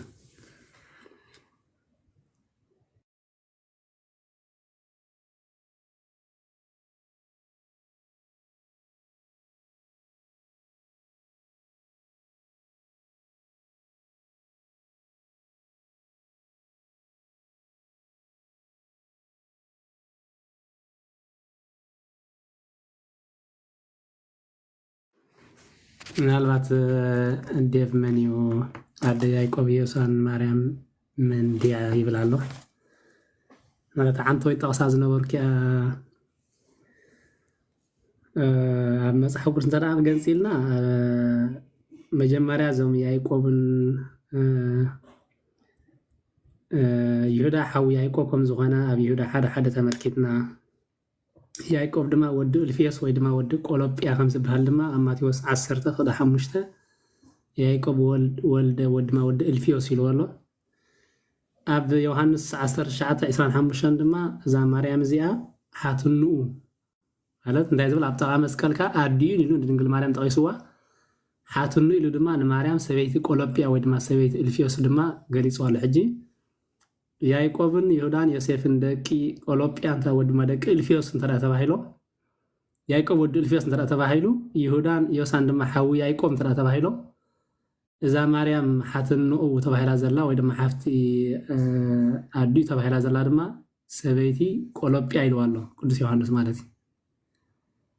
ብከምዚ መልክዕ ምናልባት ዝተፈላለዩ ዓይነት ታሪካዊ ክስቲ ኣሎ ምናልባት ዝርዝር ተኣቲና ዝተኸገብረና ክእል እዩ እቲ ክንሕዞ ዝደለኹ ግን እንታይ እዩ እዞም ደቂ እዚኦም ካብ ድንግል ማርያም ዝተወልዱ ብስጋ ማለት እዩ ከም ዘይኮኑ መፅሓፍ ቅዱስ ብግልፂ የቐምጦ ማለት እዩ ናላ ዲያቆን ተወሳኺ ተሊካ ዝኾነ ወይና ወሰናይ ድሓን ተዘሪቡ ስለዝኾነ ምናልባት ዘይተረድኡ እንትኮይኑ ደጊሙ ሓታ ኽእል ግን እንታይ እዩ መፅሓፍ ቅዱስ እንተራሪና እቲ ቀለዮጳን እልፊዮስን ዝብል ሓደ ሰብ እዩ ክልቲኡ ማለት እዩ ሓደ ሰብ ክልተ ሽም ክህልዎ ኣብቲ ናይ ኣይሁዳውያን ወይ ከዓ ናይ እስራኤላውያን ልሙድ ነገር እዩ ማለት እዩ ስለዚ ንኣብነት ጴጥሮስ ይበሃል እዩ ስምዖን ከዓ በሃል ሃገ ጴጥሮስን ስምዖንን ናይ ሓደ ሰብ ሽም ማለት እዩ ጳውሎስ ንባዕሉ ሳውል ይበሃል ጳውሎስ ከዓ ይበሃል ስለዚ ክልተ ዓይነታት ኣስማት ኣሎ ማለት እዩ ብዙሕ ከምኡ ኣብነት ከነምፅእ ንኽእል ኢና ማለት እዩ ሕጂ ቀሌዮጳ ዝብል ዘሎን ኤልፌስ ዝብል ዘሎን ክልቲኡ ሓደ ሰብ ማለት እዩ ሕጂ ኣብ ወንጌል ዮሃንስ ምዕራፍ 19 ፍቕዲ 25 እንድሕር ደኣ ርኢናዮሲ ከምዚ ይብል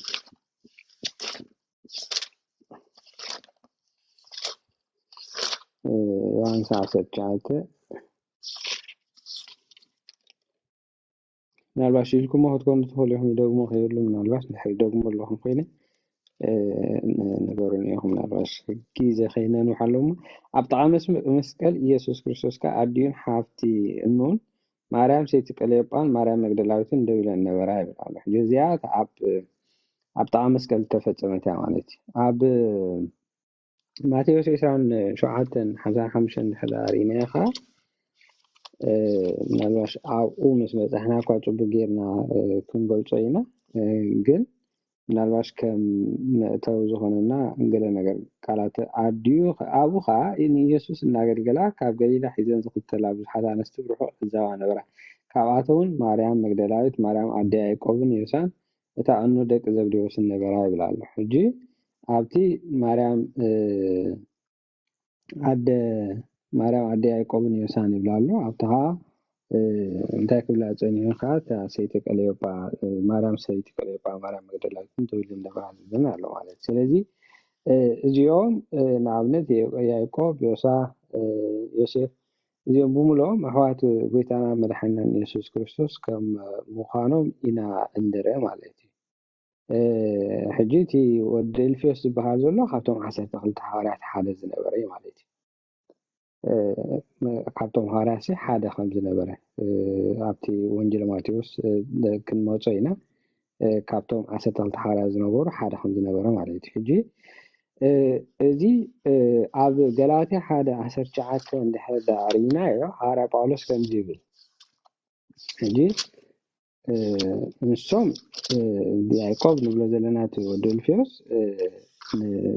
ክርስቶስ ወዲ ሓትኑ እዩ ዝኾን ዘሎ ማለት እዩ ማርያም ደቂ ማርያም ወዲ ማርያም ሰይቲ ቀሌዮጳ ዝኾን ኣሎ ማለት ሕጂ ሓዊ ጎይታና ተባሂሉ እውን ይግለጽ ነይሩ ማለት እዩ እዚ ሕጂ እቲ ወዲ ኤልፌዎስ ያዕቆብ ወዲ ኤልፌዎስ ዝኾን ኣሎ ማለት እዩ ሕጂ ሓዋርያ ጳውሎስ ናብ ሮማ ምስ ከደ ኣይምን ናብ ኢየሩሳሌም ምስ ከደ ብዛዕባ ዘጋጠሙ ነገር ይገልጽ ሓደ ቻዕተ እንታይ ይብል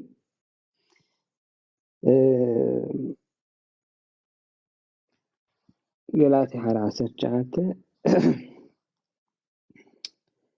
ብድሕሪ 3 ዓመት ከዓ ንኬፋ ክርኢ ናብ ኢየሩሳሌም ደየብኩ ንሱ ከዓ 15 መዓልቲ ፀናሕኩ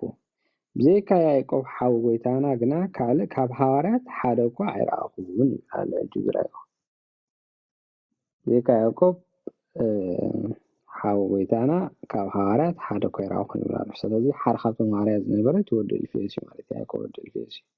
ስለዚ ኣብዚ እውን ሓዊ ጎይታ ተባሂሉ ዘሎ ንሱ ማለት ስለዚ ኤልፌዎስ ማርያም ሰይቲ ኤልፌዎስ ወይ ሰይቲ ቀሌዮጳ ንክርስቶስ ንማርያም ቀረባ ዘመዳ ዝነበረት ሓትኑ ተባሂላ ዘላ ማለት እዩ ስለዚ በዚኦም እቶም ኣሕዋት ተባሂሎም ዘሎ እምበር ደቂ ማርያም ኣዴና ቅድስት ድንግል ማርያም ከም ዘይኮኑ መፅሓፍ ቅዱስ ባዕሉ እውን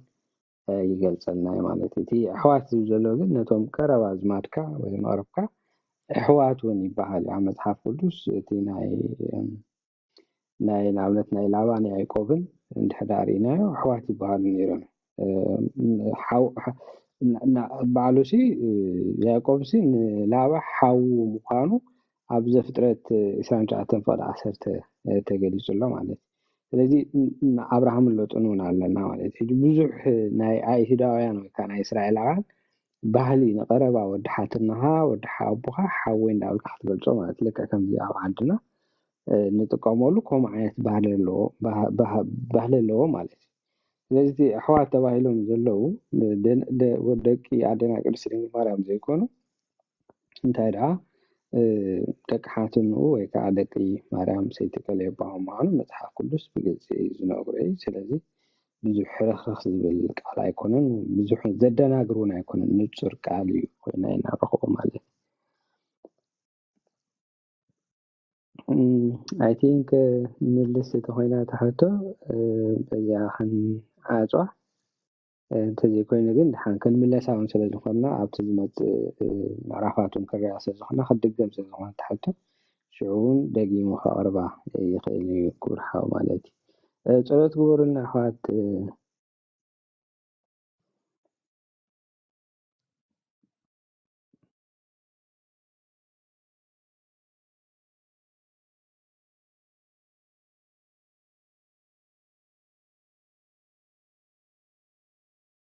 قبلنا ديكون نباخم دحان قبلنا ኣይ ዘወጠነ ይፈፅም እዩ ድሓንቶም ጀመርኩም ክሳይ ግበሮ ፀውሑ ኣሕዋት ኣነ ሕጂ ኣትየ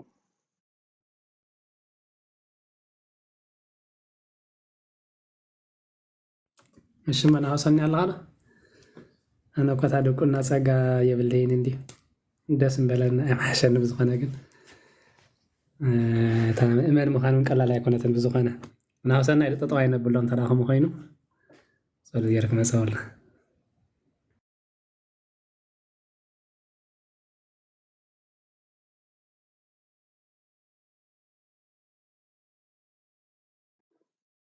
በቃ በሉ ድሓን ኣነ ክሳይ ክገብር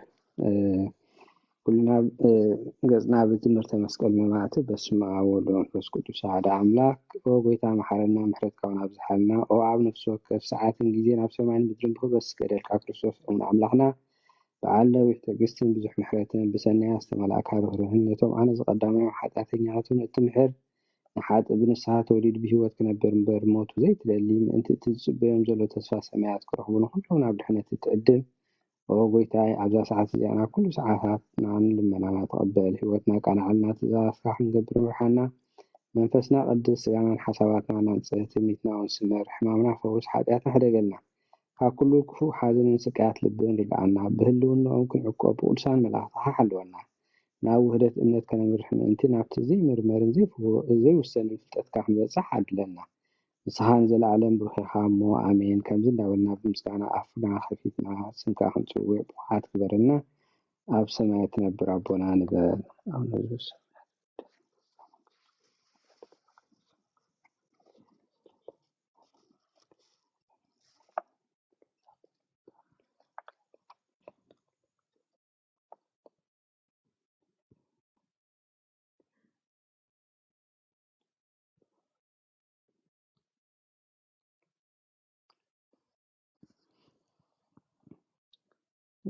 የቀኒልና ኣሕዋት የቀኒልና ይብል ሓውና ከዓ ገዛ ስለዝኸፈትካና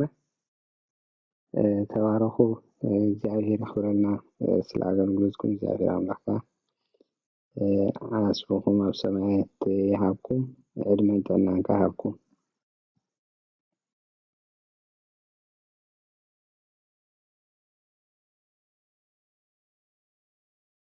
ኣሜን ኣሜን ኩልና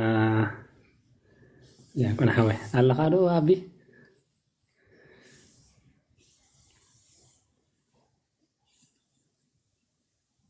أبي لا دكيس كاريا